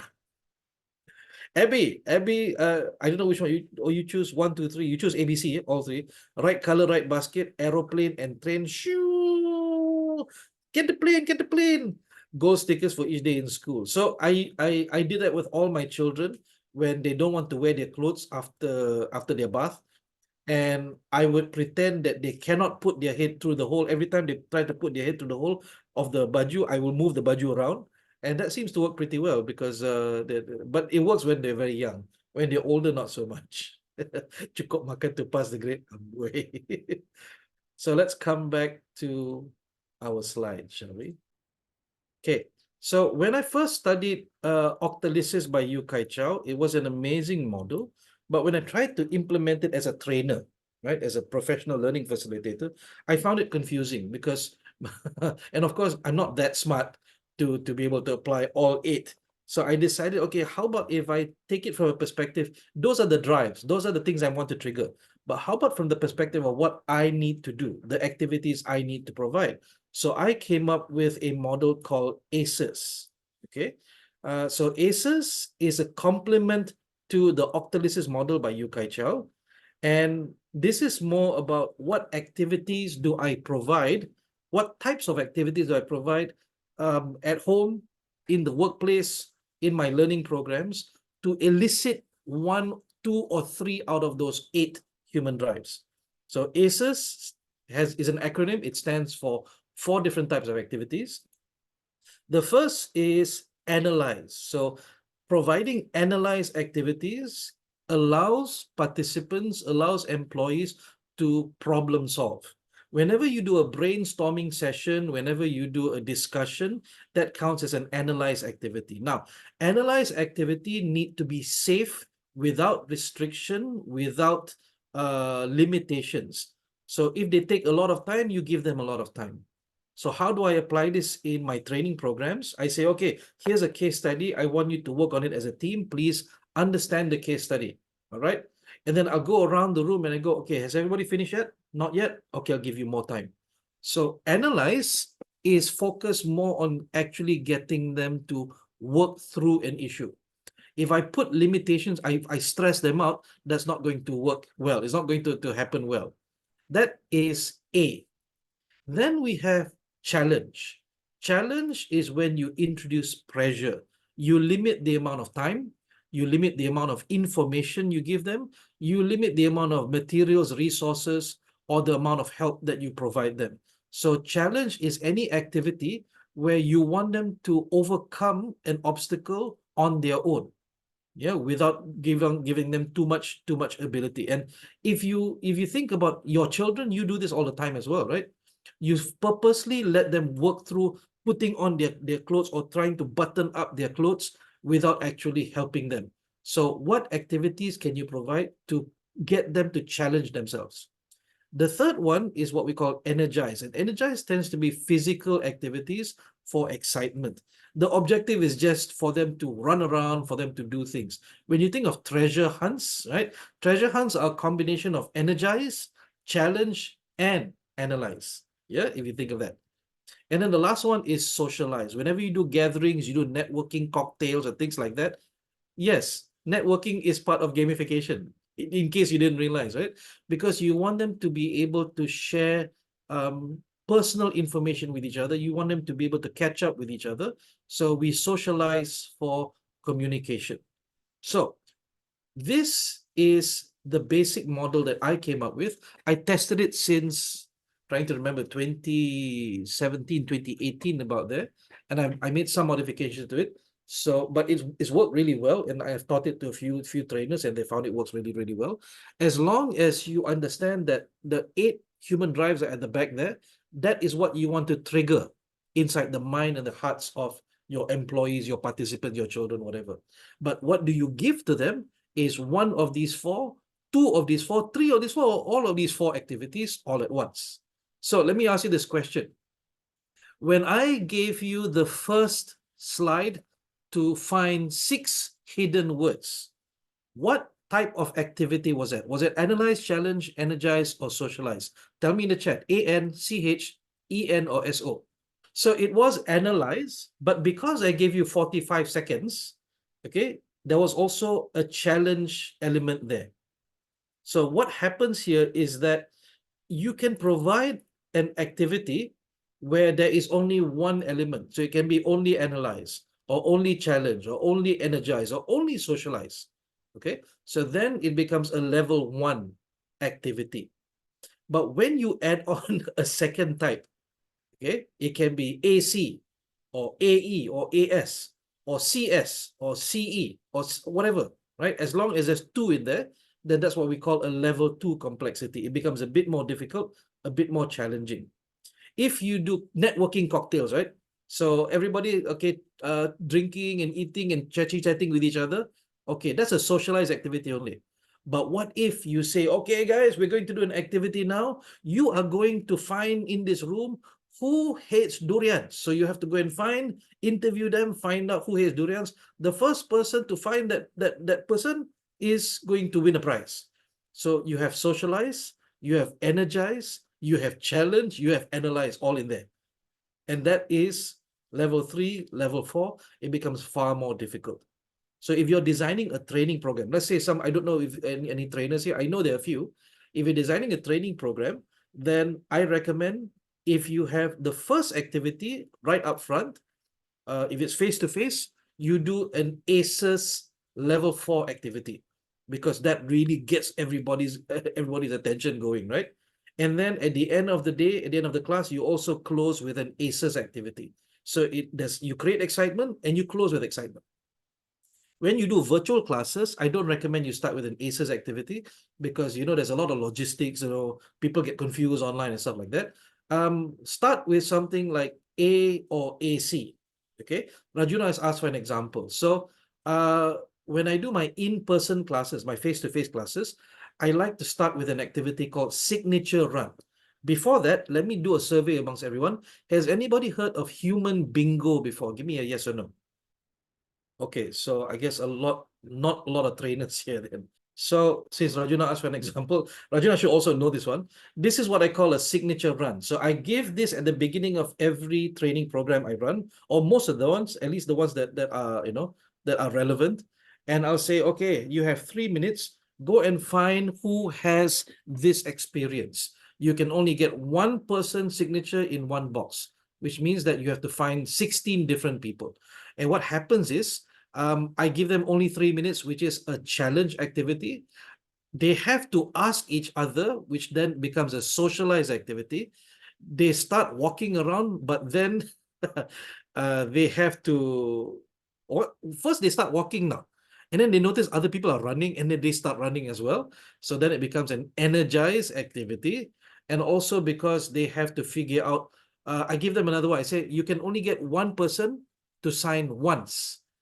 You cannot get the same person to sign twice on your box. So they have to make sure that they're not meeting the same person. So it becomes an analyze, challenge, energize, and socialize activity. Okay. So does that make sense? Zamri kata rasa macam kena game dengan human bingo ni. Yeah, yeah.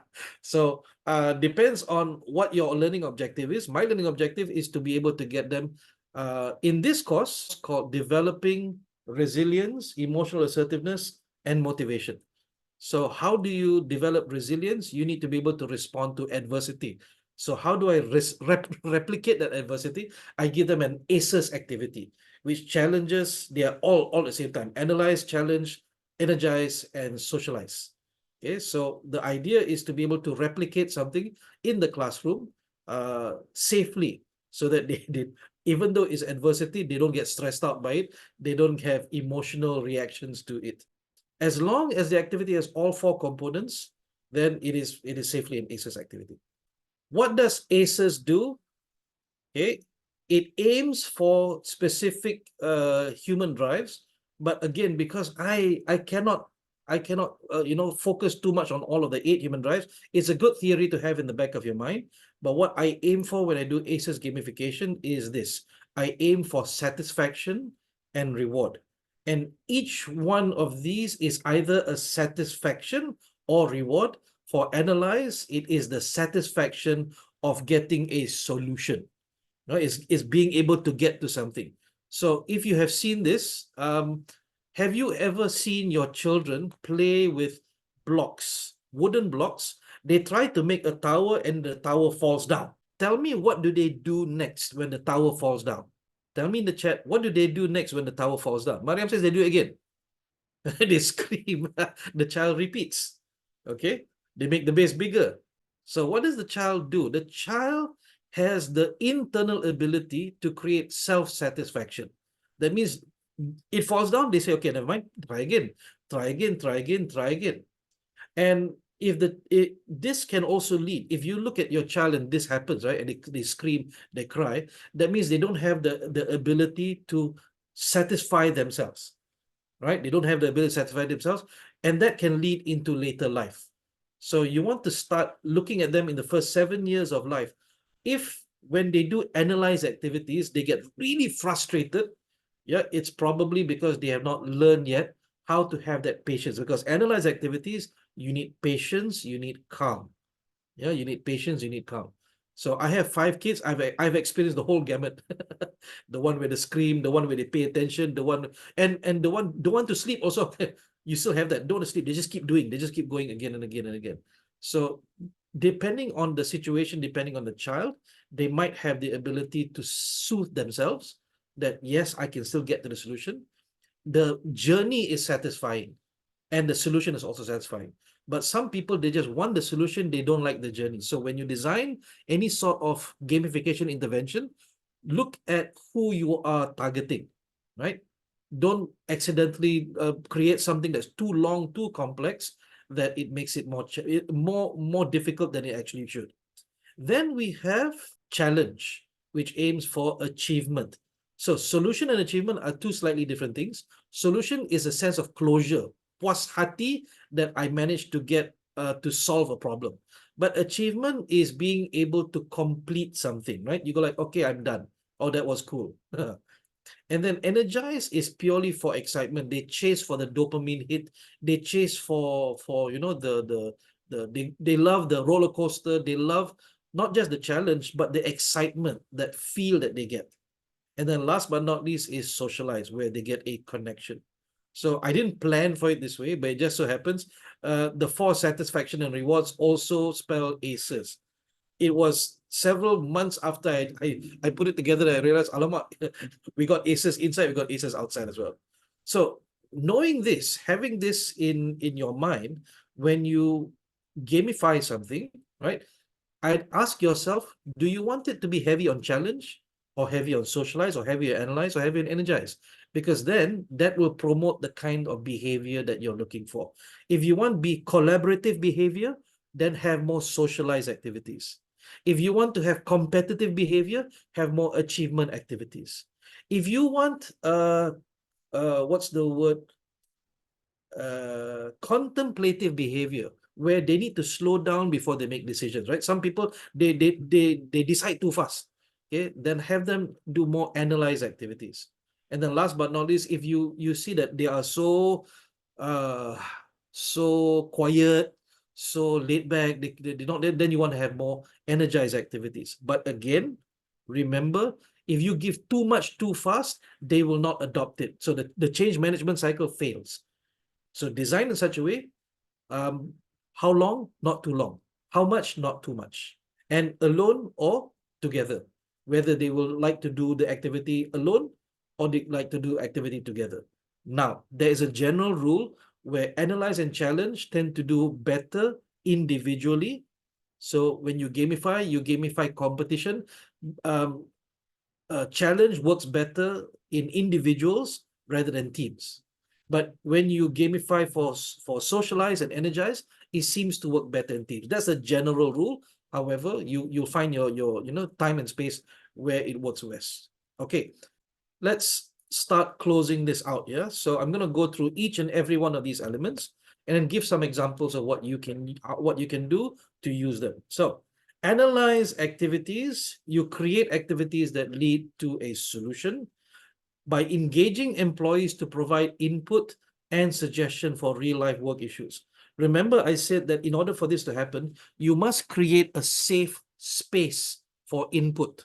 I'll give you some examples. Yeah, I have seen clients that come to me and say, Mr. Nazrin, can you help me with our annual planning for next year? Because every time we do brainstorming session, nothing comes out. Only old ideas comes out. And I said, okay, can you allow me to watch your brainstorming session? So I sat with them, and then this is what happened. The boss, suit and tie, at a long meeting table with everyone, and then he goes, okay, I want everyone to brainstorm right now. What ideas you have for next year? And then people start putting their hand up to give ideas, and then the boss goes, oh, no, that one, that one, that stupid idea, that one. Tell me if you have experienced something like this before. Yes or no? You are asked to provide ideas, but the moment you provide an idea, you get a stupid idea. You get a stupid idea response. Or you say, that one cannot work, I tried already before, doesn't work. Sometimes, definitely, Fatin says no, thank God. Okay. But if you work long enough, probably you will. Hopefully never happen. Zamri says yes, 10 years ago. Ashraf says sometimes. Anybody else? Nowadays, tak ada. Okay, Alhamdulillah. That means you're probably in a good organization. So you need to create a safe container. Let's use the word container in order for people to want to contribute. What did I do for you here? Can anybody tell me? What did I do for you from 2 o'clock up until now that made it safe for you to contribute ideas? And tell me what you've noticed.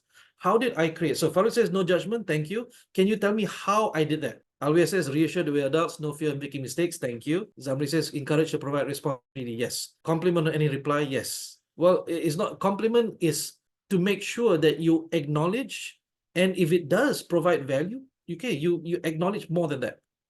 This is not a class. I'm not a teacher. You are not students. There's no right or wrong answer. Everybody's opinions. I want to know your opinion. Okay, Mariam says you call our name. Yes, because everybody loves their name and they don't like to be ignored. So, if you are a trainer, I give you this sentence. Yeah, the sentence is this: you are not students. This is not a school.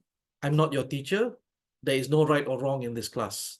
Everybody has opinions, and I would love to hear yours. Whenever there is a wrong answer, I never say it's wrong, because who's to judge, right? But what I can do is I can add on. I say, okay, here is some improvements without telling you you are wrong. So the idea is, if you want people to participate, you want people to contribute. So you gamify the environment by making sure that it is safe for them to say anything they want within means, within cultural means as well. Yeah. Okay. So guess what?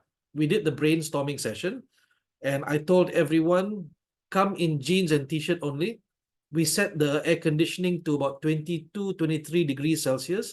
No chairs, no tables, only flip chart bean bags. Got bean bags, food, and a lot of sugar, a lot of M&Ms, a lot of stuff.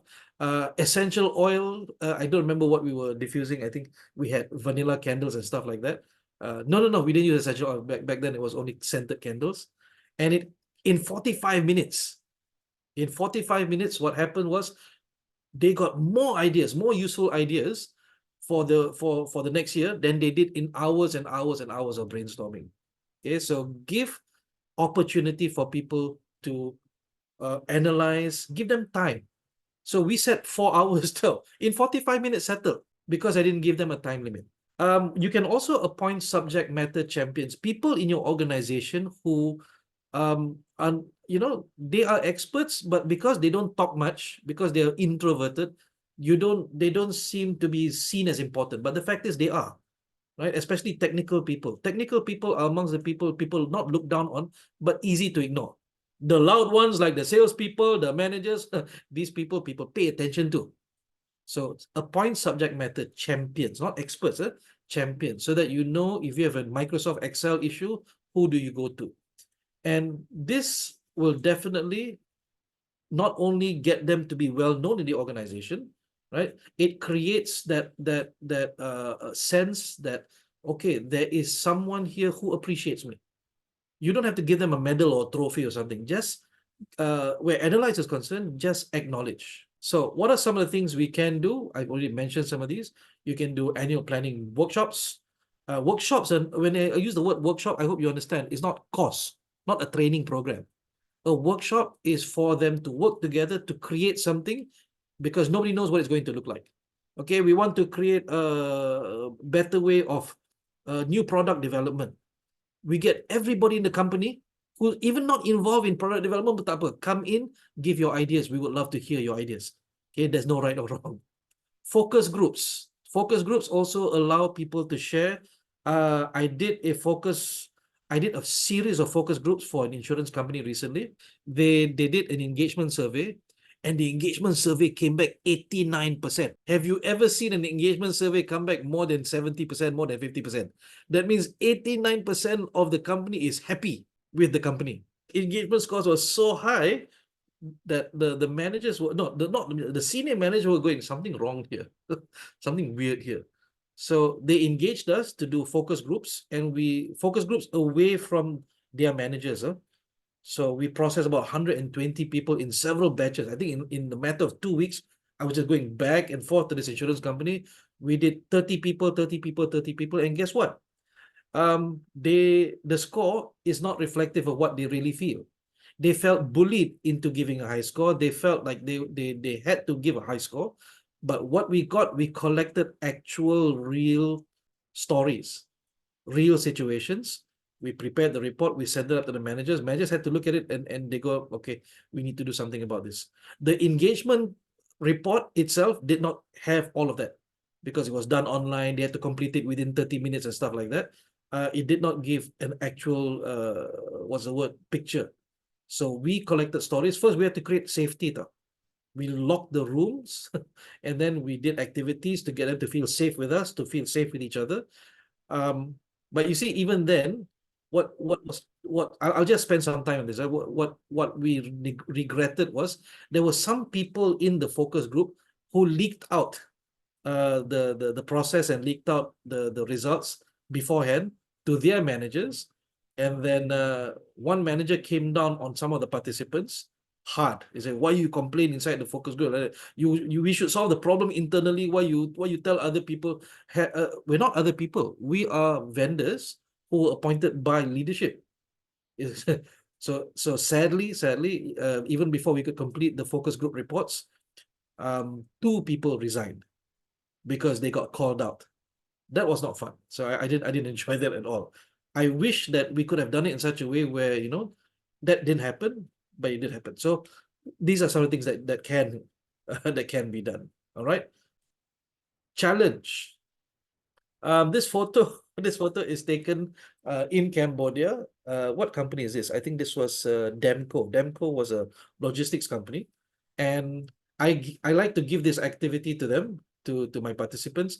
I give you 15 sheets of newspaper, and you only have newspaper. You don't have sellotape, you don't have glue, you don't have nothing.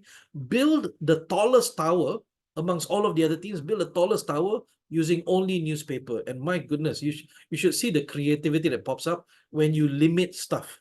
So a challenge activity is something that leads to achievement. But achievement, along the way, you have to put in obstacles and difficulties for them to overcome. So what is the obstacle here? The obstacle I gave them was I gave them only 15 minutes. I did not give them enough material. I only gave them newspaper. Now, I came about this activity by chance, by chance. Usually, I would give them newspaper, I would give them masking tape. I'll give them a pair of scissors. One day in 2016 or 2016, one day in 2016, my partner and I, we went all the way to Kuala Selangor for Kemas, Jabatan Kemas. We brought newspaper and then only we realized, oh no, we didn't bring masking tape. Hey, how lah? What to do? So, creativity is the mother of invention, kan? Or is it difficulty is the mother of invention? I can't remember. I said to my partner, okay, never mind. We turn this into a challenge activity. All we have to, it's still already a challenge activity. We just make it a bit more challenging. We give them less material. So we gave them the newspapers. You should have seen their face. They were like, "Sir, no masking tape." I said, "No, you have to figure out how to build this yourself." Adversity is the mom. So since then, I'm like, fantastic. I don't have to buy masking tape anymore. I just buy newspapers on the way to class, and here. And it's amazing because the less they have, the more creative they become. I'll say this, right? Demco. I look for the photo. I cannot find the photo, unfortunately. I wanted to put that photo. Demco, one of the teams, actually managed to build a tower using 15 sheets of paper from the table all the way to the ceiling. It touched the ceiling. 6 feet. It couldn't go anymore. Otherwise, they could have tried going for 7 feet. It touched the ceiling. That is the standing record for any of my classes, where we call this Menara Takeshi's Tower. That's the standing record to this day. And only because it hit the ceiling, I cannot go any further. Okay. And what they did was they rolled up the newspaper so tight, it became rock hard. Okay. And I don't know how they managed to make a tripod and all that stuff, and it worked. It really worked really, really well. But before that, before we started doing the newspaper only, the towers were really, really short. Right? It seemed like the more you give, the less they could produce. So what you can do is you can provide real-time comparison. We did this activity in front of people, so everybody can see, hey, the tower getting taller, getting taller. But in the workplace, what you can do contests, you can do a leaderboard. So I don't know if you understand what leaderboard means. Like if you're watching F1, right? Or if you're watching football, the board there shows you who is in the lead, who is lagging, who is winning, who is losing at the current point in time. However, the problem with leaderboards is when the lead gets too big, right? These people at the back will start not caring anymore. They will leave the competition, right? So if you say, no point lah, they want to just give up lah. So leaderboards are also sensitive, also dangerous if you don't manage them well, if you give too much information. You can do interdepartment application of 5S. What is 5S? A series? I can't remember. Or you can have a challenge trophy. Let me ask if anybody from my generation here, do you remember at school, sekolah rendah or sekolah menengah, we had a kelas terbersih award. Every week, the teacher would announce a kelas terbersih award. Anybody remember this? Yeah, okay. I don't know if this is still happening, but we got kelas terkotor, we got kelas terbising all the time. It was an award that never had a trophy. But in my school, they had a challenge trophy, a piala pusingan. So every week, if a different class got it, they would park that in that class. All right, it will be on the teacher's table for the week, and then the next week it will be passed to someone else. Eventually, the trophy became lunyai lah. They had to buy. They had to keep buying new trophies. So a challenge trophy also works nicely. Interdepartmental. Headmaster tak ada. We never got headmaster will belanja makan esoknya. Tak ada. We never got food. All I remember is I was in sekolah menengah Damansara Utama, and my class was 5 nyatuh, 5 nyatuh. Our class was opposite the bilik guru tau. Opposite bilik guru. So everything we did, all the guru can think and see. So we were well known for being kelas terkotor for most of the year, kelas terbising, and kelas apa lagi? I think we had 3 awards. I remember kelas terkotor, kelas terbising. One day, we got so fed up, kita pakat that we will get kelas terbersih. So for 1 week, we kept the class as clean as possible. The next week, the headmaster terkejut. I want to announce something I don't think I've announced before. This week, the class terbersih is 5 nyatuh. The whole school was like, what the heck, man? So our ketua tingkatan proudly got the trophy. We had the trophy in our classroom for 1 week, and then we went back to being class terkotor again. We just needed it one time only. All right, so that's challenge. Then we have Energize. And yes, this photo is from one of my classes. Don't judge too fast. This was actually a resilience activity. Can you tahan or not when people dress you up like this? This is not them doing it themselves now. Other people did it to them. So create activities that generate excitement by providing opportunities for physical movements and role playing. So how does that translate back into work? Well, you can have department visits. When I was at Accenture, what we did was we would have every Friday, one of us would run a sort of like a briefing session explaining how they do work. And then we have to do the work with them. So they would teach us how to do Excel spreadsheets and stuff like that. And we're like, oh, it was difficult, man, to do this work.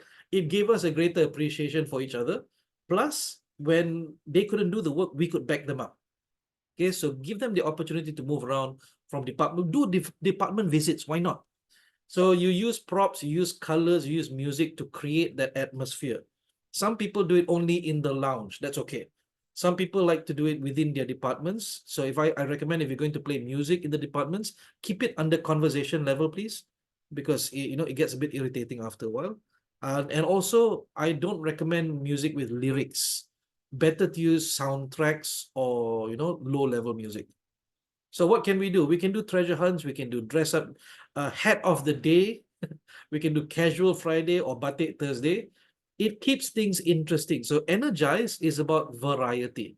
It keeps things interesting. I remember when I was in UIA, or International Islamic University Malaysia. My university, very good one. There's no ragging. It was so boring. We had no ragging. But what they did was at the beginning, the Ta'aruf week, or what you call an orientation week, they split us up into teams, and they had us run around the campus to treasure hunt. And we had to run to the clinic, we had to run to the rector's office, we had to run to the masjid, we had to run to, it was around. Only to discover, you know what they were doing? They were getting us to get to know the campus. So by the end of the treasure hunt activity, we know all of the most important sites in the campus. Within 30 minutes, you don't need to do a walkthrough, you don't need to do introduction.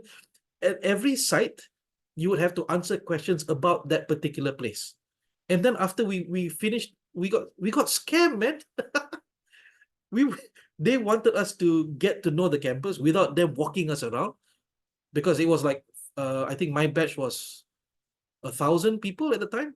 So imagine 1,000 people running around campus, bumping into each other in a treasure hunt. And after the fact, I go, man, that's such a good idea that I actually incorporated into some of my programs as well. Right. Last but not least is socialize. Create activities that foster connection.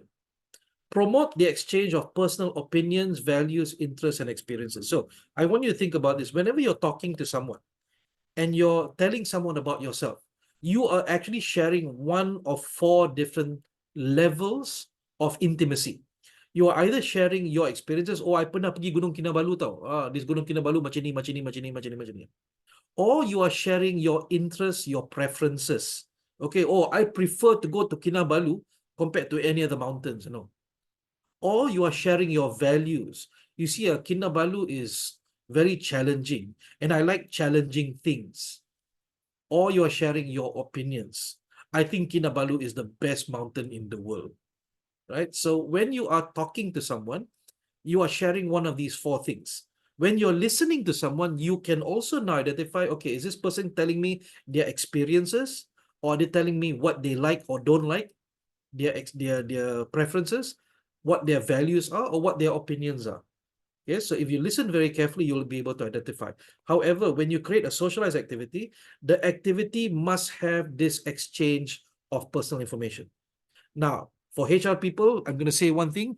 Do you know why team building does not work? Because team building, in a lot of senses, focuses on analyze, challenge, and energize. Okay? Analyze and challenge is more of a individual thing. Energize is more of a fun together thing. But what bonds people is actually the socialize.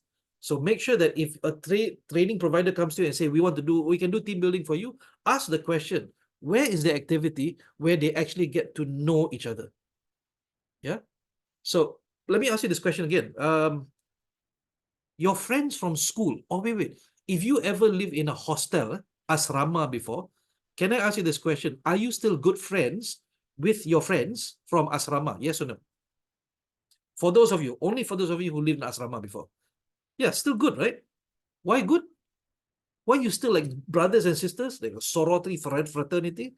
Because all those times at night when you're staring at the ceiling and you're lying down together, you are talking to each other. Hey, bro, I worried lah. Can I get job or not after this? You're sharing your opinions, your values, your interests, your experiences. You feel safe enough to share yourself with each other, right? And because of that, you bond.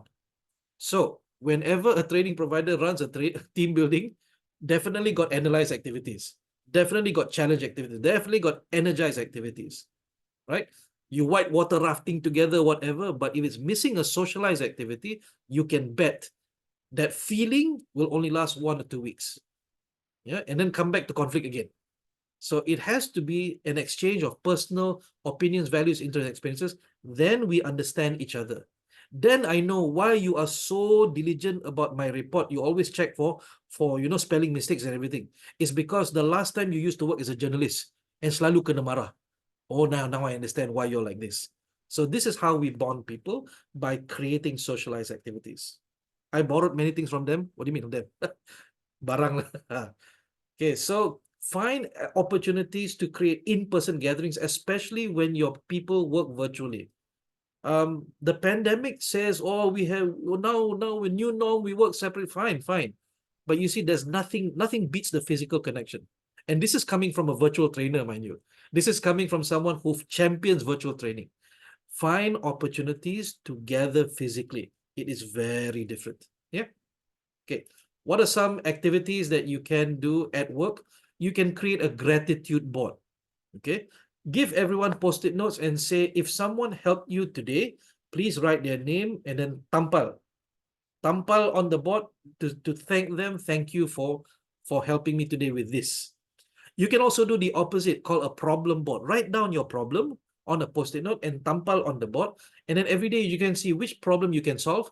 Pick up one of the post-it note, go to that person and say, hey, you're looking for an Excel formula. I know how to do this. Let me help you with this. Okay, or you can do a My Learning Today board. Okay, this is what I learned during meetings. You can do a weekly meeting and say, okay, this week I learned this. I want to share with you. A bit more advanced is a teach back. Every week on Friday, one person will teach to everyone in the department something that they know. They know how to play guitar? Let me teach you how to play guitar. It doesn't have to be work related because you want them to socialize. You want them to bond together. Okay, but if it's work related, much better. Let me show you some new shortcut keys. Okay, guys, HR people, let me teach you something. For those of you who use PowerPoint, when you are projecting PowerPoint onto a projection screen, and you want the participants to see a black screen. Disconnect cable. So Sohaina, cabut cable, sleep mode. So let me show you. Thank you, Sohaina. Thank you, Wiley. So if you use your finger and you press B while it is in full screen mode, not when it's in preview mode, when it's in full screen mode, you get a black screen just like that. You don't even need a remote presenter or clicker. Now, there's also one more. I don't understand why this function is here. When you press W, it goes white. Don't ask me why. So some people put post-it lah, stuff like that. Okay. So what I've done for you now is I've given you two tips, B and W, that you can use. And if I did my gamification right, you would use it the next time you actually present your slides. Okay. There's also something I put into the resources, which is called the We Connect cards. This is free. You can print out these cards and you can use them at your next gathering. Get people to answer questions about those cards. So We Connect cards, there's 21 questions. So you can print it out, double-sided, and each card is a reflection. Okay, so for example, what is one of the most meaningful affirmations you have ever received?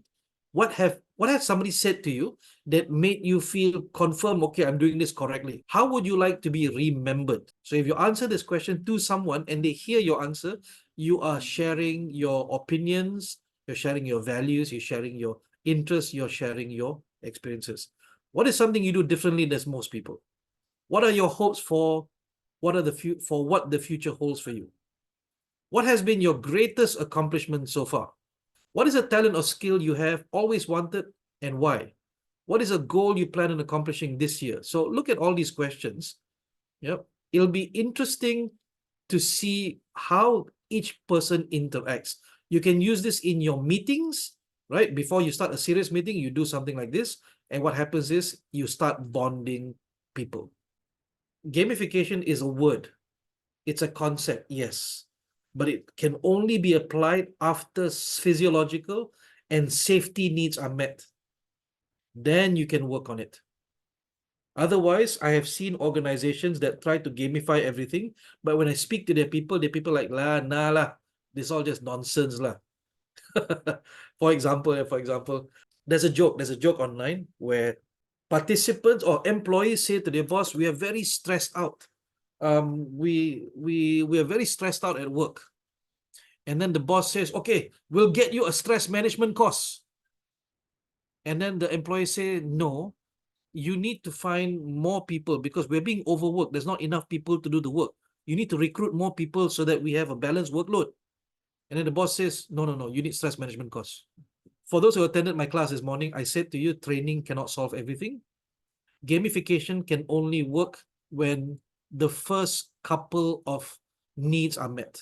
So please, I know we've had a good time online today, but I don't want to give you any illusions about the magic of gamification. Okay, the word has been thrown out too much. All I'm saying is that if you go back to the fundamentals, the fundamental is this. We want behavior change. We want to promote behavior change, but you need to feed the baby first. You want the baby to change behavior, you have to feed the baby first. You have to give them what they need in order for them to change. All right. So I'm going to ask for your commitment. If you understand and agree with everything I've said so far, please give me an agree in the chat. I can't overestimate how passionate I am about this because I've met so many. See, the thing about being in training, you get to meet employees and they feel safe enough to tell you the truth about their organization. Things that they would never tell their leaders, things they would never tell HR. In fact, I had leaders who come to me and say, why are you teaching me leadership skills? Yeah, what organization have you led? And I said, I've not led big organizations like you. But what I do know is how the people are suffering under leadership when they don't lead properly. So I know what it's like because I've been in that position, and I've met people, I've talked to people, hundreds if not thousands of people by now. So I can give you their perspective. If you want to be a good leader, you have to understand the perspective that I carry along with you. Okay, and then you become the leader lah. All right. Thank you very much. So we have one last thing I'm going to ask you to do before we finish for the day, and that I want you to go back to the Padlet. This is a very unstructured activity. Okay, there's no. I'm not giving you questions. I'm not giving you a template. Go back to the Padlet and answer this question without giving me too much details about your company or things like that. What will you gamify back at work? What is one of the few things you want to try out? 1, 2, or 3. Don't give me too many. What are you going to try implementing from tomorrow? Tomorrow's Friday, okay, maybe Monday onwards, that you can see there's areas for improvement where you can gamify. I'll give you 10 minutes. Okay, we see some popping up. We have some titles, but we would love to hear how you're going to do it. So you say gamify sales, leads, and targets. I suspect you are working on it. So how are you going to do that? Customer service satisfaction, how are we going to do that? Zamri has added in completion of activities or completion of survey. So are you saying you want people to complete the survey? Is that right? Daddy has gamify health and safety campaign and awareness program, recognition and reward for health and safety performance of employee. Okay, good. Thank you. Okay, Zamri says almost every quarter there'll be survey in terms of, oh yeah, I love those surveys. Yeah? My department rallied with highest response. Wow, not bad. Farouk says, I'll try to gamify finishing online courses so I can finish them. Oh, you're going to gamify yourself. You mean gamify yourself. Okay, understand. But can you tell us how? How are you going to do it? Are you going to give yourself a sweet every time you finish one module or something? Are you going to go for a holiday, go for a massage, gamify personal development courses for employees so that they remain motivated to us? Okay, the question is how? Any ideas that you have to be able to get that done? Are you going to reward them? Are you going to have a leaderboard to say which people have completed different modules, things like that? Bharati says gamify to meet client requirement and satisfactions. Okay, I think Bharati is still going on with this. So Anna says some areas at work would be easier to implement gamification, like number of product defects per day. Some areas at work may not be so straightforward for staff to do self-learn. You're right, you're right. Gamification is not about tracking in so much. As long as there is movement, it is good. Okay, so I'll say this about gamification. We don't set too high of a target. As long as there's momentum, it is good. Don't stress yourself out too much. Rosaini, gamify announcement board. I find it is interesting approach to socialize, asking help, helping others. Yeah, so help list boards, new knowledge list board, problem list board. Abby, to reward myself when I complete an activity. Oh my God. How are you going to reward yourself? Rajuna says some activities to teach the technical content. Use productivity challenge app to track more productivity in my work. Eat Snickers if I clean kitchen and sink. Oh my God. Be careful of your kidneys. Sukian says by giving the word games to the participants to see how observant they are. Okay. Sukian, does that mean you are a trainer? Is that right? Okay. Mika, employee feedback survey to know area improvement. What is employee satisfaction? Yes. So Mika, the question is, how will you gamify the employee feedback survey? How will you make it interesting for them to want to do and complete? Okay, Mariam, gamified onboarding. Oh, that's nice. Okay, I'll say this about onboarding, yeah. HR people, did you know, and I wish I could find an article for you, did you know that if you do your onboarding or, onboarding to the company, not to projects, but if you have a very strong new joiner orientation, a strong, when you go to university, you have your orientation week. If you have a strong emotional orientation for your new joiners, you have a higher chance of people staying, right? The numbers have shown that people tend to leave that organization later. Yeah. If I start talking, I will not stop. So I will stop about onboarding right now. But basically, my opinion now, is backed up by evidence. Before this, it was just my opinion. Now there's there's data. And the data is the idea that people tend to stay longer with an organization if they are welcomed strongly into the organization. Yeah. Gamified during employee engagement training. Okay. Mariam says, what is emotional orientation? Where did you get that? Is it something that I said? I said emotional orientation. Yes. Okay. No, okay. The orientation is not emotional. It is when new employees come to the organization, you do an onboarding or you do a new joiner orientation, okay, whatever they call it in your organization, but it's a welcome, right? So the problem with a lot of these orientations is, okay, welcome to the company. These are the core values. Okay, these are the policies. Okay, this is your laptop. This is your password. Welcome to the company. Okay, start work. It's a very logical orientation.